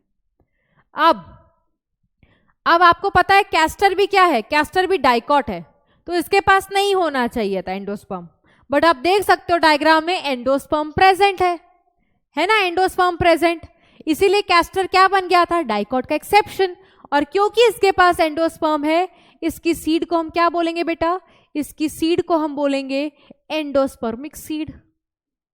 ठीक है, उसके बाद अनियन देखो, अनियन बेटा मोनोकॉट है, और ज्यादातर मोनोकॉट में एंडोस्पर्म होता है। तो इसमें भी आप देख सकते हो एंडोस्पर्म मौजूद है। तो अनियन क्या हो गया बेटा? अनियन भी हो गया हमारा एंडोस्पर्मिक सीड, एंडोस्पर्मिक सीड। ठीक है, लास्ट वाला डायग्राम किसका है बेटा? मेज का। मेज भी क्या होते हैं? मोनोकॉट होते हैं। मेज क्या होते हैं बेटा? मोनोकॉट होते हैं, है ना। और मोनोकॉट, ज्यादातर मोनोकॉट में देखो एंडोस्पर्म होता है, तो यहां पर एंडोस्पर्म प्रेजेंट है। तो ये कैसी सीड है? Endospermic seed. और मेज का तो बेटा 11th क्लास से ही पढ़ाया गया है कि मेज का जो एंडोस्पर्म होता है, आप देखो ये एक सराउंडेड है, endosperm is surrounded by this layer. इस लेयर को क्या बोलते हैं? 11th क्लास में पढ़ा होगा। इस लेयर को बोलते हैं एल्यूरॉन लेयर। एल्यूरॉन लेयर कैसी होती है बेटा? Protein rich. इसलिए इसको क्या कहा गया है? Proteinaceous layer. क्या कहा गया है बेटा? Proteinaceous layer. ठीक है, और एंडोस्पर्म है तो ये क्या है? एंडोस्पर्मिक। पढ़ा होगा 11th क्लास में। अच्छा, ये आपको पता है कब पता चलेगा? जब आप मोनोकॉट एम्ब्रियो पढ़ लोगे, क्योंकि मोनोकॉट एम्ब्रियो से ही क्या बनेगा बेटा? Monocot seed. तो क्यों ना मैं आपको मोनोकॉट एम्ब्रियो पहले पढ़ा दूं, फिर इस पे थोड़ा आकर के बातचीत करते हैं, है ना? फिर इस पे थोड़ा आकर के बातचीत करते हैं। आ जाओ, पहले क्या पढ़ेंगे हम? Monocot embryo. अच्छा, मोनोकॉट एम्ब्रियो मैं इसलिए अभी पढ़ा रही हूँ बेटा क्योंकि अभी हमने देखा मोनोकॉट सीड के बारे में, और एनसीईआरटी में ना बेटा मोनोकॉट एम्ब्रियो का डेवलपमेंट नहीं बताया हुआ है। जैसे डाइकॉट का बताया हुआ वैसा मोनोकॉट का नहीं बताया हुआ है। तो आपको भी कुछ कुछ चीजें सिर्फ याद रखनी। एक तो इसका डायग्राम की आपको प्रैक्टिस करनी है, बिकॉज डायग्राम पूछा जाता है। और क्या क्या पूछा जाता है? मोनोकॉट। मोनोकॉट में मोनो वर्ड आ रहा है और कॉट वर्ड आ रहा है। कॉट हेयर किसके लिए है बेटा? कॉट वर्ड कॉटिलिडन के लिए है। और मोनो वर्ड किसके लिए है? वन। तो मोनोकॉट कैसे प्लांट्स को बोलते हैं? जिनके पास सिंगल कॉटिलिडन है, जैसे राइस, जैसे wheat, they have single cotyledons. ठीक है, जैसे ये देखो, ये है मोनोकॉट एम्ब्रियो। ठीक है, डेवलपमेंट कैसे बना वो नहीं याद रखना। तो आप देखो, आपको ये एक दिखाई दे रहा है स्केटुलम। स्केटुलम इज द सिंगल कॉटिलिडन। स्केटुलम क्या है बेटा? Single cotyledon. और आप देखो एक साइड में पड़ा हुआ है, एक साइड में है ना, इसलिए लिखा होता है कि स्केटुलम एक साइड, लेटरल साइड में मौजूद होता है। देखो क्या लिखा हुआ है, एक अकेला सिंगल कॉटिलिडन है जिसका नाम स्केटुलम है। ठीक है, और वो सिचुएटेड होता है towards one side of the embryonal axis, एक साइड में, लेटरल साइड। उसके बाद देखो क्या हुआ है बेटा, एम्ब्रियोनल एक्सिस आपको बताया एक इमेजिनरी एक्सिस होता है। इसके ऊपर वाले हिस्से को एपी बोलते हैं, इसके नीचे वाले हिस्से को हाइपोकोटाइल बोलते हैं। तो देखो क्या लिखा हुआ है, एट इट्स लोअर एंड जो एम्ब्रियोनल एक्सिस होती है has radicle and root cap. तो आप देखो इसके लोअर एंड में आपको रेडिकल और रूट कैप दिखाई दे रहा है, और root cap is surrounded by कौन? कोलियोराइजा। तो देखो it is surrounded by undifferentiated sheath called as coleorhiza. आपको कोलियोराइजा डाइकॉट एम्ब्रियो में दिखाई दिया था? नहीं दिखाई दिया था। किस में दिखाई दे रहा है? मोनोकॉट में। और देखो क्या लिखा हुआ है, the portion of embryonal axis above the level of attachment of scutellum is the epicotyl. ये जो ऊपर वाला हिस्सा है बेटा, इसको हम क्या बोल रहे हैं? एपिकोटाइल। इसके पास क्या है? शूट एपेक्स है, जिसको हम क्या बोलते हैं बेटा? कोलियोप्टाइल। ठीक है, क्या बोलते हैं बेटा? Coleoptile. Shoot apex is surrounded bye, ये देखो ये आगे ये क्या है बेटा? आपका प्लूम्यूल। शूट एपेक्स हमारा प्लूम्यूल है, और दैट इज सराउंडेड बाय, आप ये देखो कवरिंग। इस कवरिंग को हम क्या बोल रहे हैं बेटा? कोलियोप्टाइल। क्या बोल रहे हैं? कोलियोप्टाइल। अब ये एपीब्लास्ट क्या होता है बेटा? आपको पता होगा डाइकॉट से ही इवॉल्व होकर के कौन बना है? मोनोकॉट। ठीक है, डाइकॉट के पास कितने कॉटिलिडन्स हैं? 2 कॉटिलिडन्स हैं। और मोनोकॉट के पास कितने कॉटिलिडन्स हैं? 1 कॉटिलिडन। तो इवोल्यूशन के टाइम पर दैट मीन्स दूसरा गायब हो जाता है, पर दूसरे वाले का एक अंश बचा रह जाता है। उसी अंश को क्या बोलते हैं? एपीब्लास्ट। तो देखो लिखा हुआ है what is epiblast? Remains of second cotyledon is known as epiblast. तो अब आपको एपीब्लास्ट भी पता है, अब आपको कोलियोप्टाइल भी पता है, आपको कोलियोराइजा भी पता है। अब इस डायग्राम में आपको सब समझ में आएगा। तो what is this? Coleoptile. Coleoptile क्या होता है बेटा? प्लूम्यूल को सराउंड करने वाली लेयर। कोलियोराइजा क्या होता है? रेडिकल को सराउंड करने वाली शीट। ठीक है, स्केटुलम क्या होता है? अकेला कॉटिलिडन मोनोकॉट का। अब आपको इसमें देखो एपीब्लास्ट नहीं दिखाई दे रहा, एपीब्लास्ट आपको वहीं दिखाई देगा एम्ब्रियो वाले स्ट्रक्चर में। ठीक है, और आप ये देखो ये क्या है? पेरिकार्प। पेरिकार्प क्या होता है बेटा? वो आपको पढ़ाऊंगी जब आपको फ्रूट के बारे में पढ़ाऊंगी। ठीक है, तो अभी हम सीड पढ़ रहे हैं तो यहीं तक रिस्ट्रिक्टेड है। ओके, तो अभी तक हमने क्या पढ़ लिया बेटा? सीड। अब जो नेक्स्ट हमारा होगा, नेक्स्ट क्या होगा? About fruit. फ्रूट किससे बन रहा है? अगर एक ओवरी फर्टिलाइज हो गई है, एक ओवरी पक गई है, पकेगी कब? जब फर्टिलाइज हो जाएगी तो वो किस में कन्वर्ट हो जाती है बेटा? फ्रूट में। ठीक है, अगर ओवरी फ्रूट में कन्वर्ट हो रही है तो ओवरी की वॉल किस में कन्वर्ट होगी? फ्रूट की वॉल में, जिसको हम क्या बोलते हैं? पेरिकार्प। और फ्रूट के अंदर आपको क्या दिखाई देता है बेटा? दिखाई देता है ना सीड। क्या हर फ्रूट में सीड दिखाई देता है? नहीं। आप बोलोगे मैम बनाना में नहीं दिखता, आप बोलोगे मैम ग्रेप्स में नहीं दिखता। यस, ये किस पे डिपेंड करता है, आओ चलो पढ़ते हैं। तो they are different types of fruits, ये भी क्लास 11 में पढ़ा होगा। एक होता है ट्रू फ्रूट। कब एक फ्रूट को हम ट्रू बोलते हैं बेटा, कब एक फ्रूट को ट्रू बोलते हैं?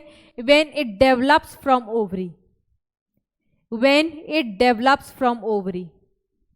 तो अगर ओवरी से डेवलप हो रहा है तो उस फ्रूट को हम क्या बोलेंगे? ट्रू फ्रूट बोलेंगे, ठीक है।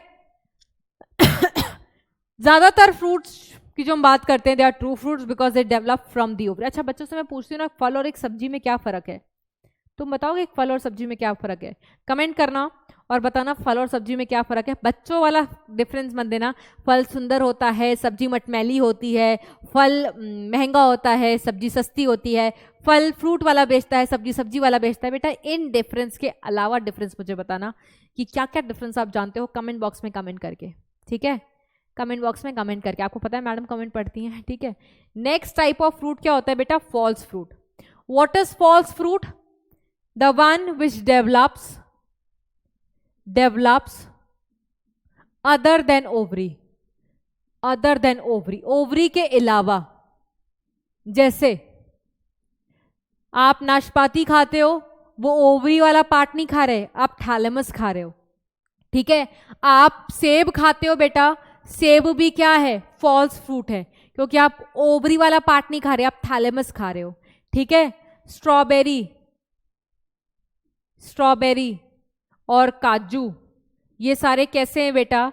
ये सारे हमारे फॉल्स फ्रूट हैं, ठीक है, बिकॉज ये ओवरी से नहीं बन रहे। ओवरी के अलावा किसी भी पार्ट से बने उनको क्या कहा गया है बेटा? उनको कहा गया फॉल्स फ्रूट। जैसे ये देखो एप्पल, ये एप्पल का सेक्शन दिया हुआ है, ये स्ट्रॉबेरी है, तो आप स्ट्रॉबेरी में क्या चीज खा रहे हो? आप खा रहे हो थैलेमस, ठीक है, आप देख सकते हो। आप इसमें भी क्या खा रहे हो? सेब में भी थैलेमस, ओवरी थोड़ी खा रहे हो। मतलब जो फ्रूट है क्या खा रहे हो आप? इस सेक्शन को खा रहे हो, यही फ्रूट है, आप अंदर का थोड़ी खा रहे हो बेटा।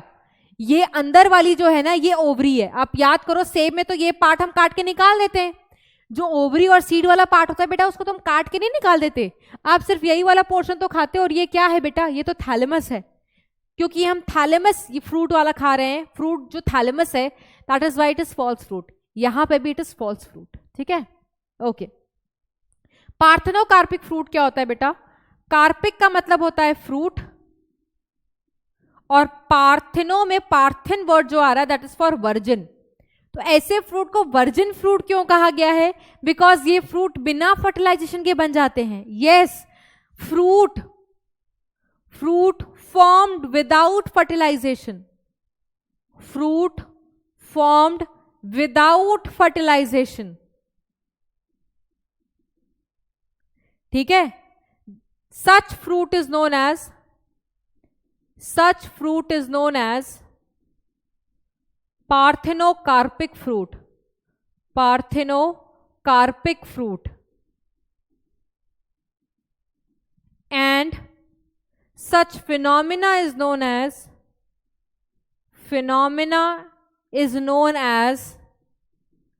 parthenocarpy।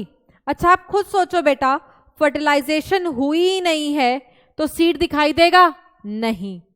Since no fertilization take place,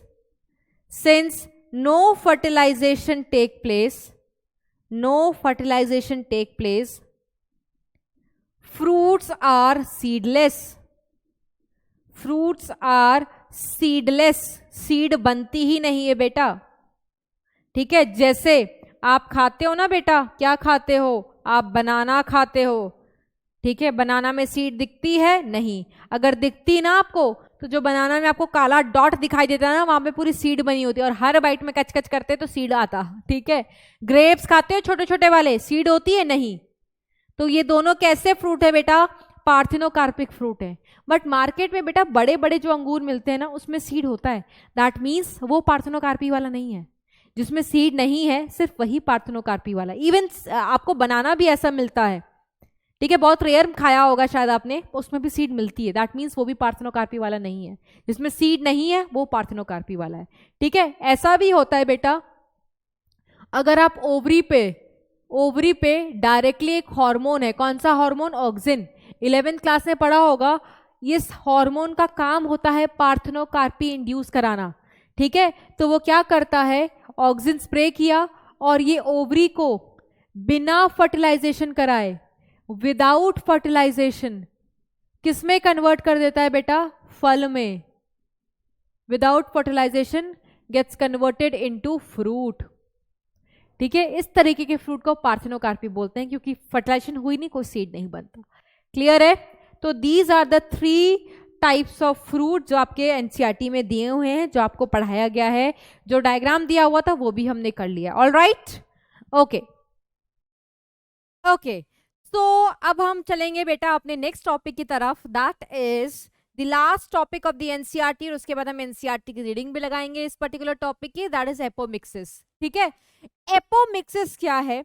apomixis वैसे बेटा सेक्सुअल रिप्रोडक्शन कहूं, अगर ये सेक्सुअल रिप्रोडक्शन का टाइप है तो ये बिल्कुल भी सेक्सुअल रिप्रोडक्शन का टाइप नहीं है, क्योंकि मैंने आपको रिप्रोडक्शन ऑर्गेनिज्म वाले चैप्टर में बताया था कि ये दूसरा नाम है. किसका नाम है बेटा? ये एसेक्सुअल का दूसरा नाम है. तो मैम आप फिर यहाँ पर क्यों पढ़ा रहे हो? ये तो तुम लोग को बहुत बड़ी मुसीबत लग रही होगी कि मैम सेक्सुअल में एसेक्सुअल क्यों पढ़ा रहे हो. बेटा क्योंकि एनसीईआरटी पढ़ाती है और हम एनसीईआरटी वाला पर पढ़ रहे हैं. Definitely we are going to discuss the NCERT, है ना?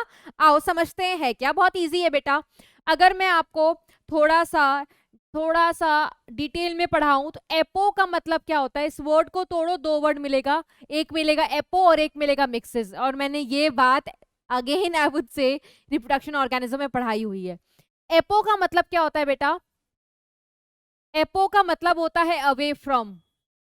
Mixes word is coming from mixing, और मिक्सिंग तो आपको पता ही है, मिलाना, जिसको आप और क्या कह सकते हो, फ्यूजन. तो हम यहाँ पर किसके मिलाने की, किसके फ्यूजन की बात करते हैं बेटा? गैमीट्स की. तो अगर मैं इस दोनों वर्ड को जोड़ दूं, दैट मींस एपोमिक्सिस में कोई फ्यूजन वगैरह नहीं होता है. एपोमिक्सिस का फ्यूजन से दूर दूर तक नाता रिश्ता नहीं है. किसके फ्यूजन का? गैमीट्स के फ्यूजन का. दैट मींस इस तरीके के प्रोसेस में गैमीट्स का फर्टिलाइजेशन नहीं होता है. ठीक है, तो हम पढ़ क्यों रहे बेटा अगर सेक्सुअल रिप्रोडक्शन नहीं है? तो आप देखो एनसीईआरटी क्या लिखती है. एपोमिक्सिस बहुत ही स्पेशल काइंड ऑफ रिप्रोडक्शन है. कौन सा रिप्रोडक्शन है बेटा? ये एक तरीके का एसेक्सुअल रिप्रोडक्शन है. बट ये ऐसा ही सेक्सुअल रिप्रोडक्शन है जिसको हम कहते हैं कि सेक्सुअल रिप्रोडक्शन की कॉपी कर रहा है. It mimics sexual reproduction. जैसे आप अपने स्कूल में अपने टीचर की मिमिक्री करते हो ना बेटा, बिल्कुल करते होगे, सबने किया है, हम भी तो वहीं से आए बेटा, है ना?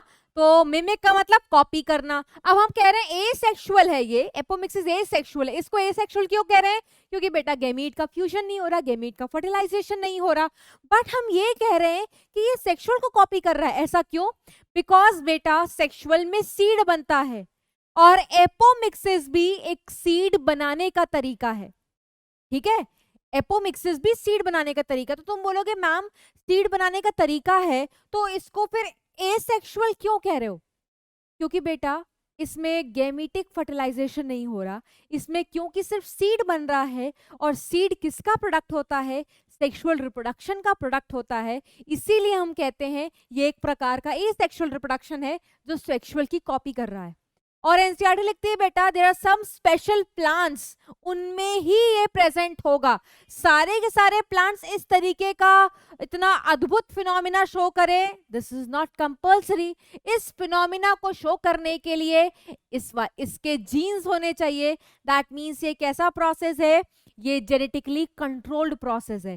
जिनके पास इसके लिए जीन्स होंगे बेटा वही प्लांट्स एपोमिक्सिस शो कर पाएंगे. फॉर एग्जाम्पल एनसीईआरटी लिखती है एस्टरेसी एंड ग्रासेस.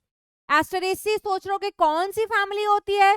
तो बेटा ये इसमें गेंदे वेंदे वाले फूल आ गए, मैरीगोल्ड आ गया, सनफ्लावर आ गया. ये डाइकॉट की सबसे एडवांस्ड फैमिली होती है बेटा. ठीक है, तो एस्टरेसी के एग्जाम्पल्स ही होते हैं. तो किसमें दिखेगा? एस्टरेसी में दिखेगा, ग्रास वाली फैमिली में दिखेगा. क्या होता है? सीड बनता है पर बिना फर्टिलाइजेशन के. ठीक है, क्योंकि फर्टिलाइजेशन हुई नहीं, इसको हम सही रूप से सेक्सुअल नहीं कह सकते, तो हम इसको एसेक्सुअल कहते हैं. बट क्योंकि सीड बनाता है तो हम इसको बोलते हैं asexual, that mimics sexual reproduction. और सेकेंड लाइन देखो क्या लिखा हुआ है. ये एक तरीके का स्पेशल मैकेनिज्म है जिसमें सीड बनती है without fertilization. And you can write one more point, without any meiosis. क्योंकि ये सेक्सुअल में हमने मियोसिस तो पढ़ते ही नहीं है, चैप्टर 1 में पढ़ाया था. ए सेक्शुअल में क्या चलती है बेटा, माइटोसिस। ठीक है, तो जो भी चीजें होंगी माइटोसिस से होंगी, ना तो कोई फर्टिलाइजेशन होगा ना तो कोई फ्यूजन होगा, सॉरी मतलब मियोसिस। ठीक है, ओके। तो कैसे बनेगी बेटा सीड, कैसे बनेगी, देखो पहले मैं आपको टाइप्स ऑफ एपोमिक्सिस दिखा देती हूँ। अब ना घबराना मत कि मैम ये एनसीईआरटी में नहीं दिया है, बेटा एनसीईआरटी में लिखा हुआ है, बस आपको ये नाम नहीं दिखाई देगा। ठीक है, जब मैं आपको एनसीईआरटी की रीडिंग लगाऊंगी तो आप देखना ये चीजें लिखी हैं, बस आपको ये नाम नहीं दिखाई देगा। ठीक है, तो दो प्रकार से बेटा सीड बन सकती है, या कह सकते हो two types of apomixis are there. पहला है एडवेंटिव एम्ब्रियोनी, जिसको हम स्पोरोफिटिक बडिंग कहते हैं। क्या होता है बेटा इसमें, सुन लेना, इसमें एम्ब्रियो बनता है from diploid sporophytic cell. Directly बेटा जो स्पोरोफिटिक सेल्स होते हैं लाइक न्यूक्लियस और इंटेगुमेंट, वो सीधा का सीधा एम्ब्रियो में कन्वर्ट हो जाते हैं। ना कोई फर्टिलाइजेशन होगी ना कोई मियोसिस होगी, क्योंकि स्पोरोफिटिक सेल डायरेक्टली एम्ब्रियो बना ले रहे हैं। दैट इज वाई इस तरीके के प्रोसेस को हम स्पोरोफिटिक बडिंग बोल रहे हैं। तो ये स्पोरोफिटिक नाम क्यों आया है, क्योंकि sporophytic cells they are involved in the formation of embryo. ऐसा किसमें होता है बेटा, सिट्रस, ओपनशिया, मैंगो, ये एग्जांपल्स एनसीईआरटी में है। ठीक है, नेक्स्ट रिकरेंट एगेमोस्पर्मी में क्या होता है बेटा, डिप्लॉयड एम्ब्रियो बनता है। डायरेक्टली कहां से बन जाता है, डिप्लॉयड एम्ब्रियो सैक डायरेक्टली कहां से बन जाता है बेटा, मेगास्पोर मदर सेल से। ठीक है, जैसे मैं आपको एक सेकेंड इसका और डिटेल पढ़ाती हूँ। रिकॉल करो बेटा, स्टार्टिंग से रिकॉल करो। तो हमने फ्लावर पढ़ा था, फ्लावर में मेल पार्ट पढ़ा था, फीमेल पार्ट पढ़ा था। भगवान ने कुछ चीज नई बनाने की जिम्मेदारी किसको सौंप रखी है, नेचर ने किसको सौंप रखी है बेटा, फीमेल को। Female they are responsible for creating the new generation. Obviously they need the help of male gametes, है ना, फ्यूजन वगैरह करने के लिए। अगर सेक्सुअल रिप्रोडक्शन है, ए सेक्सुअल में तो बेटा फ्यूजन वगैरह की जरूरत नहीं पड़ती है। तो अगर मैं आपको सेक्सुअल रिप्रोडक्शन का थोड़ा ब्रीफ दूं कि अभी तक आपने क्या पढ़ा है, तो आपने क्या पढ़ा है, फ्लावर में एक फीमेल पार्ट होता है। उस फीमेल पार्ट को क्या कहते हैं बेटा, उस फीमेल पार्ट को हम कहते हैं गाइनोशियम। गाइनोशियम में 3 पार्ट होते हैं बेटा, स्टिग्मा, स्टाइल एंड ओवरी। ठीक है, तो गाइनोशियम में ओवरी, ठीक है, मेन चीज है, क्योंकि उसी के अंदर क्या प्रेजेंट होता है बेटा, ओव्यूल। ओव्यूल को हम क्या कहते हैं बेटा, मेगास्पोरेंजियम 2n। ठीक है, ओव्यूल के अंदर क्या होता है बेटा, न्यूसेलस। ये स्पोरोफिटिक पार्ट होता है, इंटेगुमेंट्स।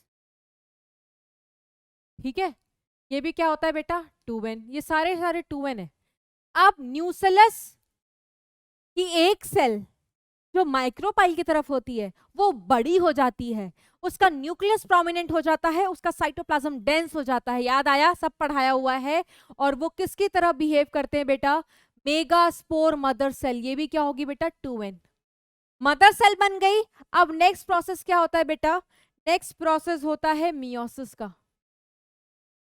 अभी तक आप देख सकते हो सारा का सारा डिप्लॉयड पार्ट है। क्यों, क्योंकि फ्लावर कैसा होता है बेटा, स्पोरोफिटिक पार्ट, तो उसके जो पार्ट्स होंगे वो भी क्या होंगे, डिप्लॉयड, अनटिल एंड अनलेस उस पार्ट में क्या हो जाए, मियोसिस। अब मियोसिस हो गई, तो मियोसिस के बाद सारी की सारी चीजें क्या होंगी बेटा, हैप्लॉइड। तो मियोसिस के बाद क्या बनेगा बेटा, मेगास्पोर बनेगा। मेगास्पोर मियोसिस का रिजल्ट डेफिनेटली ये क्या होगा, हैप्लॉइड होगा। पूरा का पूरा चैप्टर रिवाइज हो रहा है। अब ये मेगास्पोर आगे जाकर के डेवलप करता है, 4 मेगास्पोर बनते हैं, एक ही फंक्शन रहता है, बाकी के 3 हट जाते हैं। जो एक फंक्शनल मेगास्पोर होता है वो आगे जाकर के फीमेल गेमिटोफाइट बनाता है, जिसका नाम क्या होता है बेटा, एम्ब्रियोसैक, है ना। एम्ब्रियोसैक मेगास्पोर से बना है। मेगास्पोर बेटा अगर हैप्लॉइड है तो एम्ब्रियोसैक भी क्या होगा, एम्ब्रियोसैक भी हैप्लॉइड होगा। ठीक है, अब एम्ब्रियोसैक अगर हैप्लॉइड है तो एम्ब्रियोसैक की जो सेल्स हैं, चाहे तुम्हारी एंटीपोडल हो चाहे तुम्हारी सिनर्जिड्स हो, वो भी क्या होंगी, हैप्लॉइड। और एग तो बेटा फीमेल गैमीट है, और गैमीट तो हमेशा हैप्लॉइड होता है। तो एम्ब्रियोसैक के अंदर है female gamete, the egg that is also haploid. अब क्योंकि हम ये क्या पढ़ रहे हैं, ये एक नॉर्मल सेक्सुअल रिप्रोडक्शन का तरीका पढ़ रहे हैं। कि हम क्या पढ़ रहे हैं बेटा, अभी नॉर्मल सेक्सुअल रिप्रोडक्शन का तरीका। तो नॉर्मल सेक्सुअल रिप्रोडक्शन में तो देखो मियोसिस भी चली है, फर्टिलाइजेशन भी चलेगी, ठीक है। तो एग से कौन आकर के फर्टिलाइज करेगा बेटा? एग से फर्टिलाइज करेगा male, male gamete via pollination आ जाएगा फीमेल तक, है ना। और जैसे ही मेल गेमीट आ जाएगा बेटा, this process will be termed as fertilization. एक मेल गेमीट जब एक फीमेल गेमीट से फ्यूज करता है तो क्या बन जाता है बेटा? जाइगोट। तो मियोसिस ने क्या किया था? मियोसिस ने हैप्लॉइड जनरेशन क्रिएट की थी, बट फर्टिलाइजेशन ने फिर से कौन सी जनरेशन क्रिएट कर दी बेटा? डिप्लॉइड। फिर जाइगोट ने क्या किया था? माइटोसिस। माइटोसिस करके क्या बनता है बेटा? एम्ब्रियो। यस। और एम्ब्रियो जब जब सारी चीजें बेटा पोस्ट फर्टिलाइजेशन डेवलपमेंट पढ़ाई थी तो हमने ये भी पढ़ा था, फर्टिलाइजेशन जब हो जाता है तो इसके बाद आपको क्या दिखाई देता है? सीड, ठीक है। This is also 2n, this is also 2n। तो ये सारा क्या है? सेक्सुअल रिप्रोडक्शन का हिस्सा है। एपोमिक्सिस में क्या होगा बेटा? ना मियोसिस ना फर्टिलाइजेशन, फिर भी आपको सीड और एम्ब्रियो दिख रहा है। तो सीड बनने को विदाउट फर्टिलाइजेशन हम एपोमिक्सिस कहते हैं। अब हम देखते हैं एपोमिक्सिस, ये तो सेक्सुअल है, अब हम देखेंगे ए सेक्सुअल वाला पार्ट, दैट इज एपोमिक्सिस।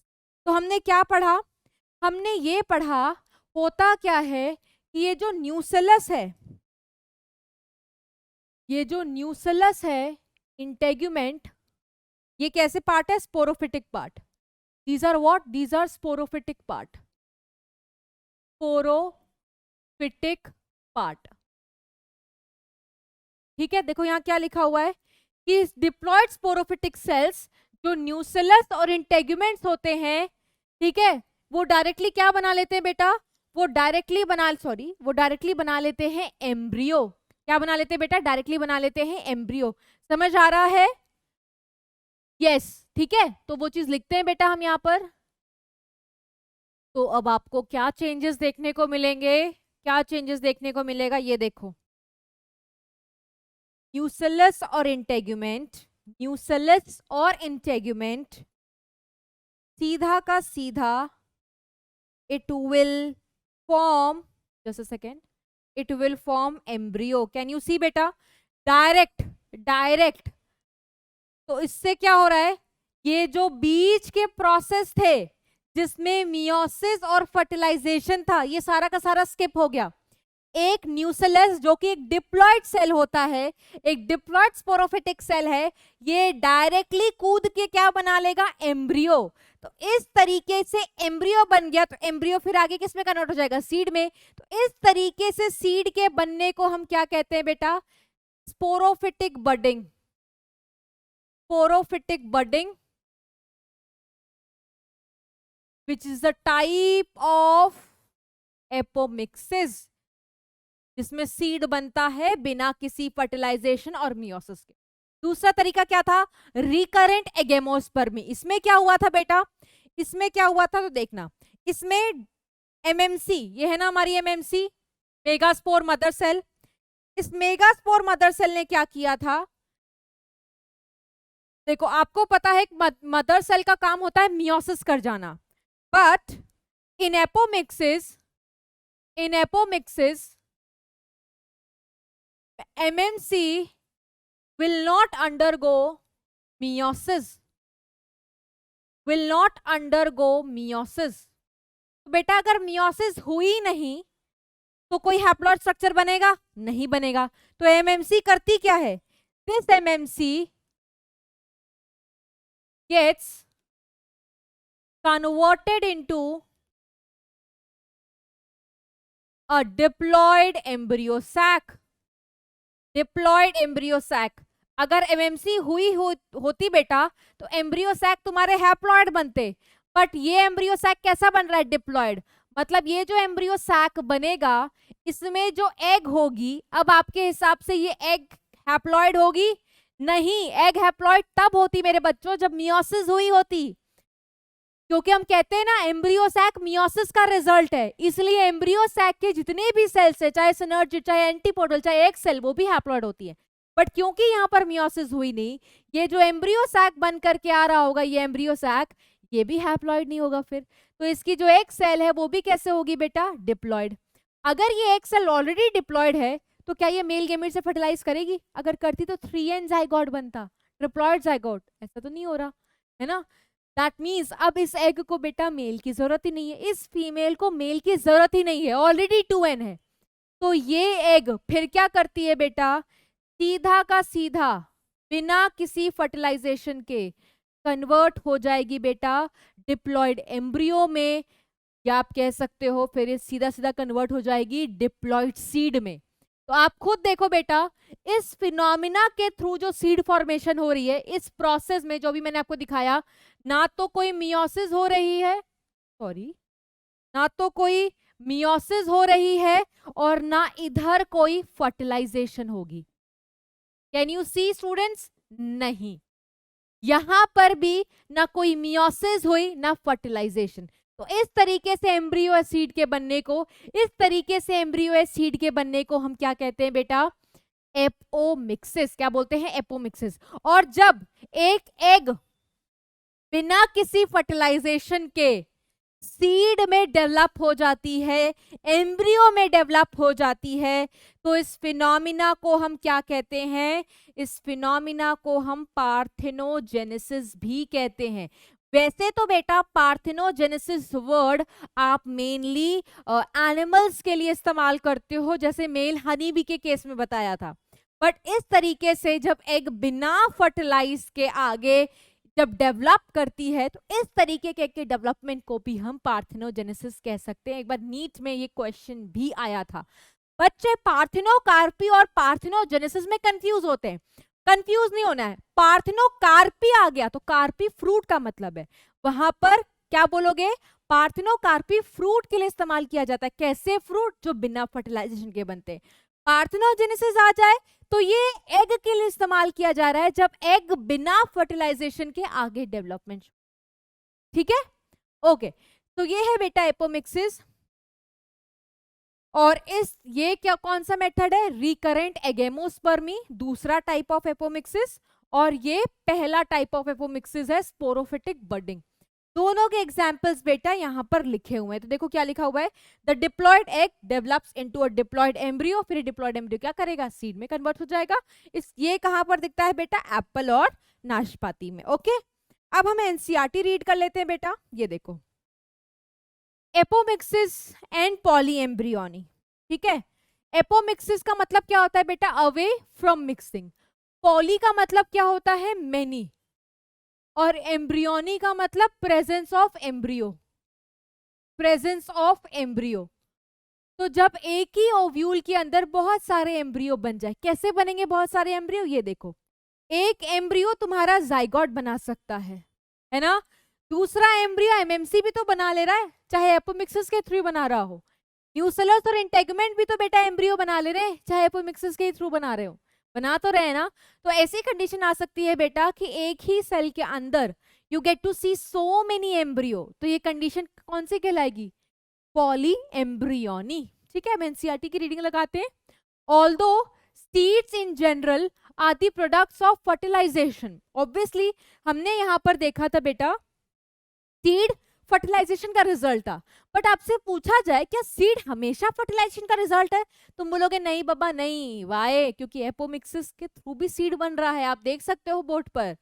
ठीक है, a few flowering plant such as some species of Asteraceae grasses have evolved a special mechanism to produce seed. But ये जो सीड बनेगी this will be without fertilization. और इस तरीके के स्पेशल मैकेनिज्म को क्या कहा गया है बेटा? Apomixis. What is fruit production without fertilization? Can you recall it? NCERT कहती है definitely you can recall it. जब फ्रूट बिना फर्टिलाइजेशन के बनता है तो उसको हम फिनोमिना को पार्थेनोकार्पी बोलते हैं और फ्रूट को पार्थेनोकार्पिक फ्रूट कहते हैं। हमने आंसर कर दिया एनसीईआरटी का। दस apomixis is a form of asexual reproduction. ठीक है, इसको एसेक्सुअल के अंदर क्यों रखा गया है बेटा? क्योंकि यहां पर कोई मियोसिस नहीं हो रही और कोई फर्टिलाइजेशन भी नहीं हो रहा। और ये दोनों किसके अंडर आता है? एसेक्सुअल के कैरेक्टरिस्टिक्स में आता है। ठीक है, बट हम इसको कहते हैं ये मिमिक करता है सेक्सुअल को। ये क्यों कह रहे हैं कि सेक्सुअल की तरह है?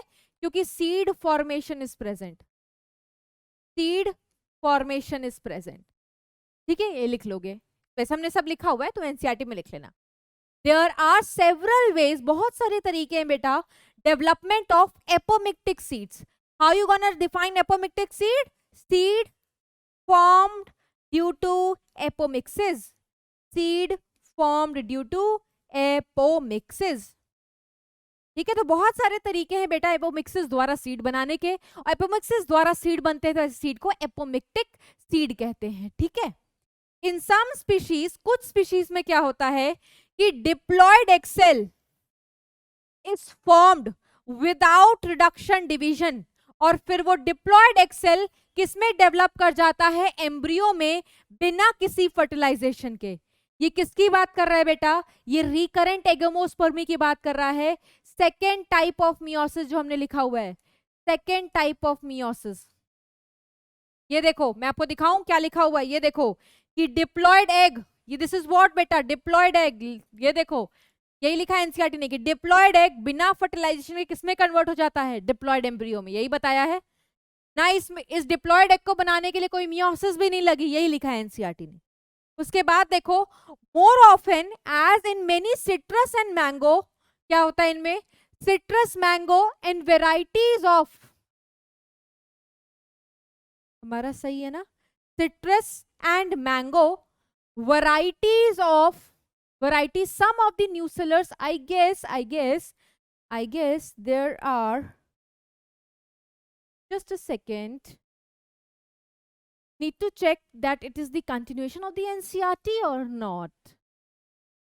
Okay, yes, continuation में ही है। वो क्या कह रहे हैं बेटा, यहां से कंटिन्यू करते हैं तो क्लियर हो जाएगा। More often as in many citrus and mango, citrus इतने खट्टे फ्रूट्स होते हैं बेटा, जिसमें तुम्हारा संतरा वगैरह आ गया है ना, उसमें। और यस, ऐसा अटपटा लग रहा था बट नहीं, कंटिन्यूएशन में ही है।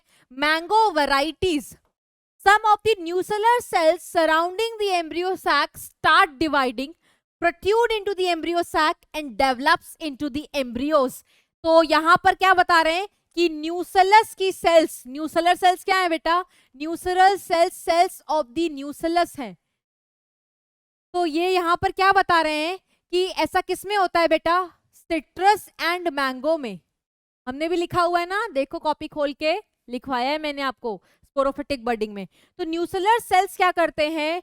Embryo sac protrude into the embryo sac and developed into the embryos। ये 2n स्ट्रक्चर सीधा का सीधा डिप्लॉयड एम्ब्रियो में कन्वर्ट हो जाएगा। इन सच स्पीशीज ईच ओव्यूल कंटेन्स, अगर ऐसा होगा बेटा तो ऐसे स्पीशीज में ओव्यूल के पास बहुत सारे एम्ब्रियो वाली कंडीशन आएगी। न्यूसेलस भी बना ले रहा है और एमएमसी वगैरह भी हमने देख लिया बना ले रहे हैं, है ना। तो occurrence of more than one embryo in a seed is referred as polyembryony। ठीक है, take out some seeds of orange and squeeze them, observe the many embryos of different size and shapes from each seed। निकाल करके देखना, ठीक है, और शायद आपने देखा भी होगा। तो that is the best example of polyembryony बच्चों। अच्छा, count the number of embryos in each seed। अब उसके बाद कह रहे हैं what would be the genetic nature of apomictic embryos। क्या तुम उनको क्लोन कह सकते हो? सोचना, इसका आंसर मैं अभी आपसे एक टॉपिक पढ़ाने के बाद पूछ, ठीक है, तुम तब तक सोचते रहो। क्या तुम एपोमिक्सिस वाले एम्ब्रियो, ये जो एम्ब्रियो बन रहे हैं बेटा, ये जो एम्ब्रियो बन रहा है थ्रू एपोमिक्सिस, क्या तुम इनको क्लोन्स कह सकते हो? तुम सोचो, मैं तुम्हें पॉलीएम्ब्रियोनी और डिटेल में पढ़ा देती हूँ। पॉलीएम्ब्रियोनी क्या होता है बेटा? Occurrence of more than one embryo in a seed is called as polyembryony. ठीक है, तो आप ये देखो, ये ओव्यूल आपको दिखाई दे रहा है, ठीक है, तो आपको पता है उसके अंदर एम्ब्रियो सैक होता है, यहाँ पर एग होती है। अगर एग फर्टिलाइज हो जाए तो किसमें कन्वर्ट हो जाती है? जाइगोट में। ठीक है, यही जाइगोट आगे डेवलप करता है एम्ब्रियो बनाने के लिए। जो एम्ब्रियो जाइगोट से बनती है उसको जाइगोटिक एम्ब्रियो बोलते हैं। और जनरली केस में बेटा हम यही एम्ब्रियो वाले की बात आगे करते हैं, है ना। तो ये सच्ची मुच्ची वाला एम्ब्रियो है जो सेक्सुअल रिप्रोडक्शन से बन रहा है। बट अभी आपने देखा कि जरूरी नहीं है कि एम्ब्रियो हमेशा सेक्सुअल रिप्रोडक्शन के थ्रू बने। एम्ब्रियो बिना सेक्सुअल रिप्रोडक्शन के, बिना फर्टिलाइजेशन मियोसिस के भी थ्रू बन सकता है। कौन कौन बना सकता है बेटा? न्यूसेलस बना सकते हैं, ठीक है, इंटेगुमेंट्स भी बना सकते हैं। अगर न्यूसेलस बनाए ऐसे एम्ब्रियो को न्यूसेलर एम्ब्रियोनी कहते हैं। अगर इंटेगुमेंट्स बनाए तो ऐसे एम्ब्रियो को इंटेगुमेंट्री एम्ब्रियो कहते हैं, ठीक है। तो आप देख सकते हो, ये एक टाइप, ये दूसरा टाइप, ये तीसरा टाइप, और ये तीनों टाइप एक ही सेल के अंदर बन रही है, ठीक है। तो सच फिनोमिना जहां पर एक से ज्यादा एम्ब्रियो दिखते हैं, that phenomena it is said to be polyembryony. और एक से ज्यादा कौन कौन से टाइप? Zygotic, nucellar, integumentary. अब आप खुद सोचो बेटा, अगर आपसे पूछा जाए जाइगोट और न्यूसेलर आपस में आइडेंटिकल होंगे? नहीं होंगे। क्यों? क्योंकि zygote is the result of sexual reproduction, और सेक्सुअल रिप्रोडक्शन में क्या मिलती है बेटा आपको? सेक्सुअल रिप्रोडक्शन में वेरिएशन मिलती है। बट दूसरी तरफ अगर मैं न्यूसेलर और इस वाले एम्ब्रियो की बात करूं, they are formed through apomixis. ये वाले एम्ब्रियो कब बनेंगे? जब एपोमिक्सिस चलेगी। तो they are formed through apomixis. और एपोमिक्सिस क्या है बेटा? It is a type of asexual reproduction, type of asexual reproduction. और एसेक्सुअल रिप्रोडक्शन में कोई वेरिएशन मिलती है बेटा? नहीं मिलती। दैट मीन्स मैंने आपको चैप्टर 1 में पढ़ाया है कि जो भी ऑफस्प्रिंग्स आते हैं through asexual, they are referred as clones. Clones क्या होते हैं? जो मॉर्फोलॉजिकली भी देखने में आइडेंटिकल हो एंड जेनेटिकली भी, है ना। तो न्यूसेलर और इंटेगुमेंट वाले एम्ब्रियो ये जेनेटिकली और मॉर्फोलॉजिकली सिमिलर होंगे, और ऐसे इंडिविजुअल्स को क्या कहते हो आप? क्लोन्स। तो एनसीईआरटी जो सवाल पूछती है कि क्या तुम ऐसे एपोमिक्टिक एम्ब्रियोज को, ये कैसे एम्ब्रियोज हैं बेटा? ये हम इनको क्या बोलोगे? सिंस फॉर्म थ्रू एपोमिक्सिस, तो they are apomictic embryos. These are what? Apomictic embryos. So yes, apomictic embryos can be called as clones. ठीक? Okay, next. अब मैं आपसे पूछती हूँ बेटा, फायदा क्या है एपोमिक्सिस? ठीक है, व्हाट इज द फायदा of apomixis? Just a second, what is the फायदा ऑफ एपोमिक्सिस? एपोमिक्सिस का फायदा क्या है ये देखो। हाइब्रिड वैरायटीज ऑफ सेवरल, एक second, hybrid varieties of several of our food and vegetable crops are being extensively cultivated. Definitely, क्योंकि आपको पता hybrid varieties क्यों फायदेमंद होती हैं? Because they have superior traits, they have superior, they are superior to their parents. ठीक है, दो पेरेंट्स के अच्छे गुण को मिला करके you can get superior varieties. ठीक है, और ऐसी varieties जो superior होती है, they are called as hybrid. Cultivation of hybrids has been tremendously increased the productivity. एक फायदा देखो, प्रोडक्टिविटी ज्यादा बढ़ाने के लिए हाइब्रिड सीड्स का इस्तेमाल किया जाता है। वन ऑफ द प्रॉब्लम्स, अब यहां से बेटा डिसएडवांटेज है। ये प्रोडक्टिविटी क्या इन्होंने बताई? ये इन्होंने बताई advantage of hybrid, advantage of hybrid seed, hybrid seed. लेकिन आगे वाली लाइन में क्या बता रहे हैं बेटा? ये यहाँ की प्रॉब्लम बता रहे हैं। प्रॉब्लम मतलब disadvantage. What is the disadvantage? कि hybrid seeds have to be produced everywhere. क्यों भाई? क्यों हमें हाइब्रिड सीड्स को बार बार हर साल बनाना पड़ता है? आओ देखो, if the seeds collected from hybrids are sown, sown मतलब जमीन में लगा दो। एक हाइब्रिड प्लांट है आपके पास, उस हाइब्रिड प्लांट ने बेटा सेक्सुअल रिप्रोडक्शन किया, सेक्सुअल रिप्रोडक्शन करेगा तो वो हाइब्रिड प्लांट सीड प्रोड्यूस करेगा। तुम उन जब सीड को कलेक्ट करोगे और जमीन में लगाओगे तो क्या होगा? आओ देखो क्या होगा। The plants in the progeny will segregate and do not maintain hybrid characters.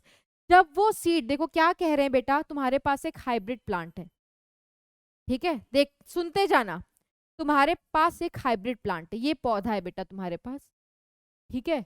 इस पौधे ने क्या किया? रूट, स्टेम, लीव्स वगैरह प्रोड्यूस की। उसके बाद इनको सेक्सुअल रिप्रोडक्शन करने का मन हुआ, तो ये सेक्सुअल रिप्रोडक्शन करने के लिए क्या उगाएंगे? ये उगाएंगे फ्लावर, ठीक है। फ्लावर वगैरह आ गया बेटा, फर्टिलाइजेशन होगी, फ्रूट और सीड बन जाएगा, ठीक है। तो ये बहुत सारे सीड्स हैं, इनको कलेक्ट कर लिया गया, कलेक्टेड, और फिर इनको जमीन में गाड़ दिया गया, लगा दिया गया, ठीक है। जब जमीन में लगाया बेटा ये सीड बड़ा होगा, ठीक है, बड़ा होकर के क्या बनेगा, एक नया प्लांट बनेगा। तो आपके मुताबिक ऐसा जरूरी है क्या कि अगर ये हाइब्रिड प्लांट है तो इसकी जितने भी सीड्स होगी, इन सारे सीड के पास हाइब्रिड प्लांट वाले कैरेक्टर होंगे? आपको ऐसा लगता है? नहीं बेटा। क्यों? क्योंकि जो ये सीड बनेगी, अगर ये नॉर्मल सेक्सुअल रिप्रोडक्शन के थ्रू बनेगी तो नॉर्मल सेक्सुअल रिप्रोडक्शन में मियोसिस चलती है। मियोसिस जब चलती है बेटा तो एक लॉ चलता है जिसके बारे में आप नेक्स्ट चैप्टर में पढ़ोगे और जिसके बारे में आपने क्लास 10th में पढ़ा होगा, लॉ ऑफ सेग्रीगेशन। सेग्रीगेशन का मतलब क्या होता है? जो अच्छे ट्रेड्स होते हैं वो सेग्रीगेट कर जाते हैं। मान लो इस हाइब्रिड प्लांट के पास बहुत सारे ट्रेड्स हैं अच्छे वाले, जिसमें से एक अच्छा ट्रेड है प्रोडक्टिविटी, ठीक है। एक ट्रेट होगा फॉर एग्जाम्पल डिजीज रेजिस्टेंस, ठीक है, डिजीज रेजिस्टेंस, ठीक है। ये पेस्ट रेजिस्टेंस भी होगा, ठीक है। ये इन्वायरमेंटल रेजिस्टेंस भी है, इन्वायरमेंटल स्ट्रेस रेजिस्टेंस भी है। तो ये काफी अच्छा है ना, ये प्लांट काफी अच्छा है, this plant is very good. But जब ये प्लांट सेक्सुअल रिप्रोडक्शन करेगा बेटा, सेक्सुअल रिप्रोडक्शन करके जब एक गैमीट बनाएगा बेटा, तो गैमीट के दौरान चल जाती है मियोसिस। मियोसिस के दौरान मेंडल जी का एक लॉ चलता है, उस लॉ को हम बोलते हैं लॉ ऑफ सेग्रीगेशन। अभी तक इस पेरेंट प्लांट के पास सारे कैरेक्टर्स एक साथ हैं, पर जब बच्चा बनने की तैयारी होगी ना बेटा, जब गैमीट बनाने की तैयारी होगी, तो ये सारे के सारे ट्रेट सेग्रीगेट कर जाएंगे। कुछ ट्रेट कुछ गैमीट में पहुंचेगा, दूसरा ट्रेट दूसरे गैमीट में पहुंचेगा। तो फायदा क्या हुआ? तुमने अच्छे ट्रेट्स इकट्ठे किए थे, लेकिन गैमीट बनाने के दौरान सारे के सारे ट्रेट्स अलग अलग हो जाएंगे। जब ट्रेट्स अलग अलग हो जाते हैं तो उसी को बोलते हैं सेग्रीगेशन, और ये लॉ को बोलते हैं बेटा लॉ ऑफ सेग्रीगेशन। और लॉ ऑफ सेग्रीगेशन तब चलती है जब जब गैमीट बनेगा ही बनेगा, ठीक है। ये दुनिया का दस्तूर है, मेंडल जी का दस्तूर है, डिटेल आपको जेनेटिक्स वाले चैप्टर में पढ़ाया जाएगा, है ना। तो लॉ ऑफ सेग्रीगेशन चल जाती है, तो बेटा जरूरी नहीं होता कि जो सीड बन करके आए वो हाइब्रिड सीड ही होगी, ठीक है, वो हाइब्रिड सीड ही होगी। समझ में आया?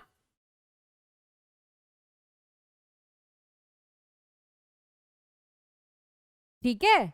तो अगर आप इस चीज को अवॉइड करना चाहते हो तो आपके पास क्या सोल्यूशन है? आपके पास एक ही सोल्यूशन है बेटा, इन सीड्स को कैसे बना लो? एपोमिक्सिस के थ्रू बना लो। क्या हमने कोई ऐसा प्रोसेस पढ़ा है? ऐसा कोई ऐसा प्रोसेस पढ़ा है कि जिसमें सीड बन जाती है और सेक्सुअल रिप्रोडक्शन भी ना हो?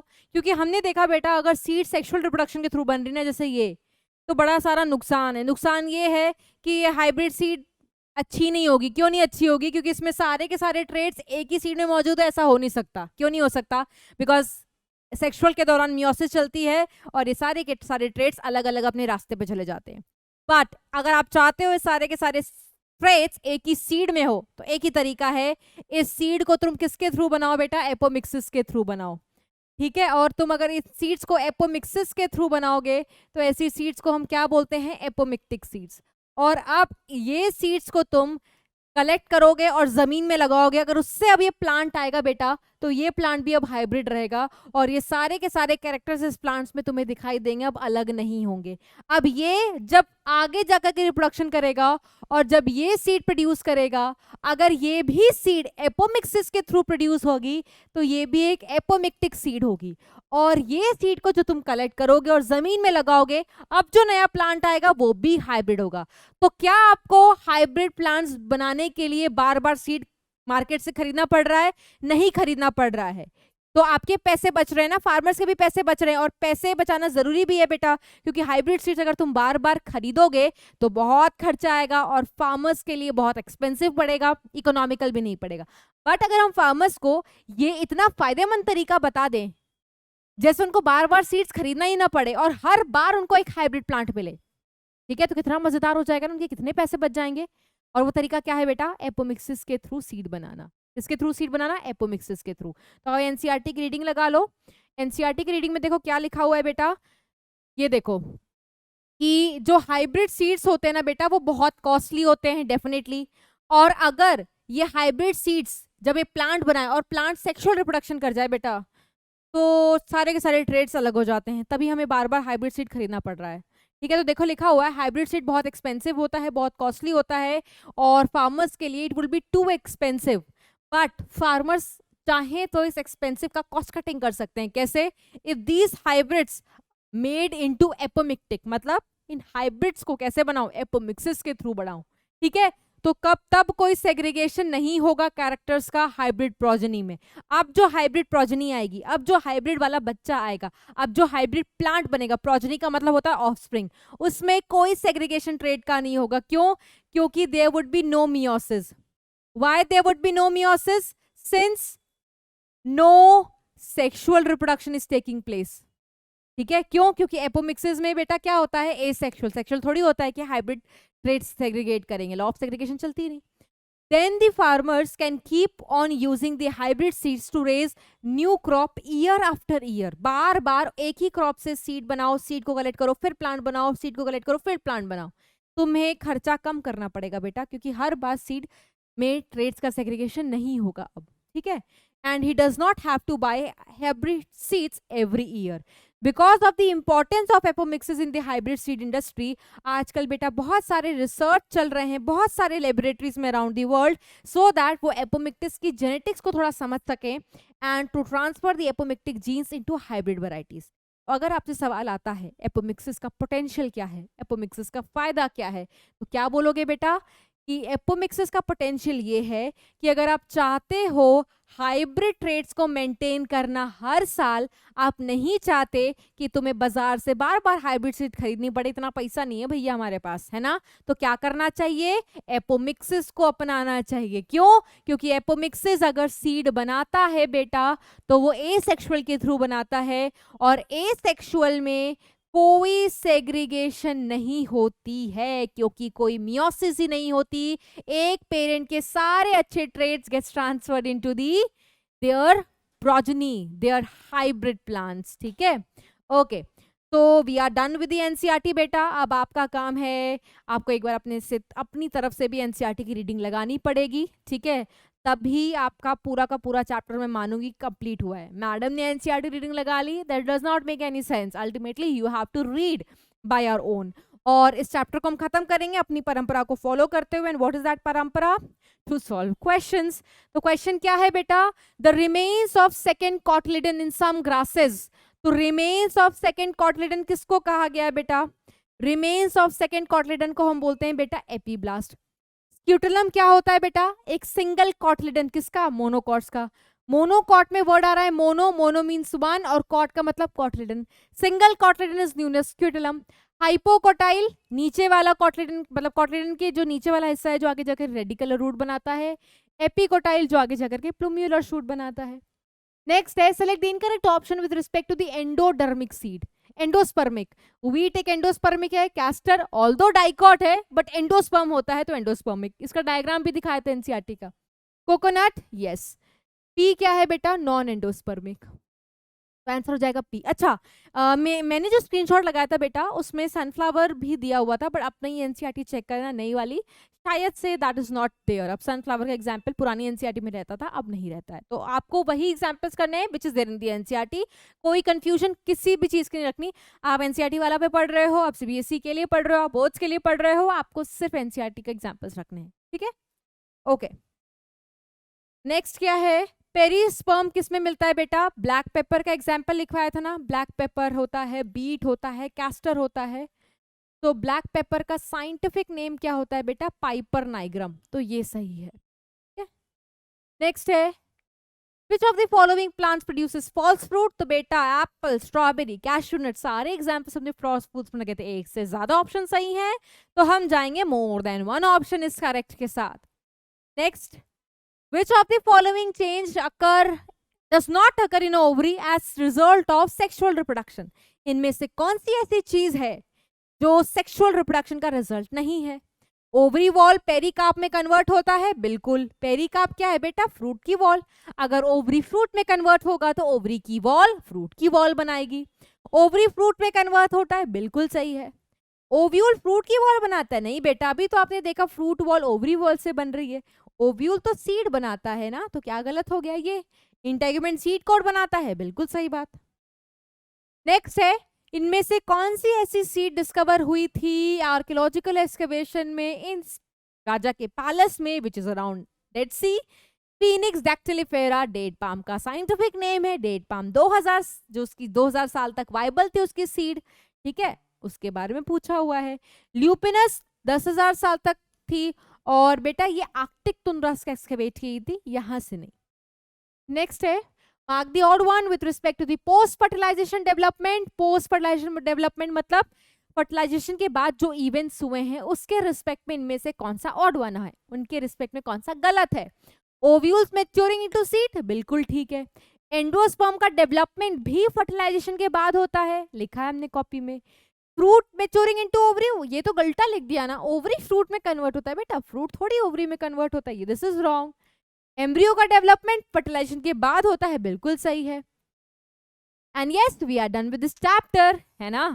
तो मैम ने कहा है ना, लेकिन बेटा ये मेरी तरफ से एंड हुआ है, आपकी तरफ से तब एंड होगा ना जब आप पूरी एनसीईआरटी दोबारा से रीड करो, एनसीईआरटी के बैक एक्सरसाइजेस क्वेश्चन फिर मतलब आप अपने से लगाओ, और प्रैक्टिस शीट सॉल्व करनी है बेटा, क्योंकि प्रैक्टिस शीट में एनसीईआरटी के बैक एक्सरसाइजेस के भी क्वेश्चन होते हैं। जैसा मैम ने आपको प्रॉमिस किया था कि आपके एनसीईआरटी क्वेश्चंस भी होते रहेंगे, एनसीईआरटी भी होती रहेगी, तो किसी भी तरफ से कमी नहीं छूट रही है ना। अब आपको भी अपनी तरफ से कोई कमी छोड़नी नहीं है बेटा, मेहनत करते रहो, और हम मिलेंगे नए लेक्चर में नए चैप्टर के साथ।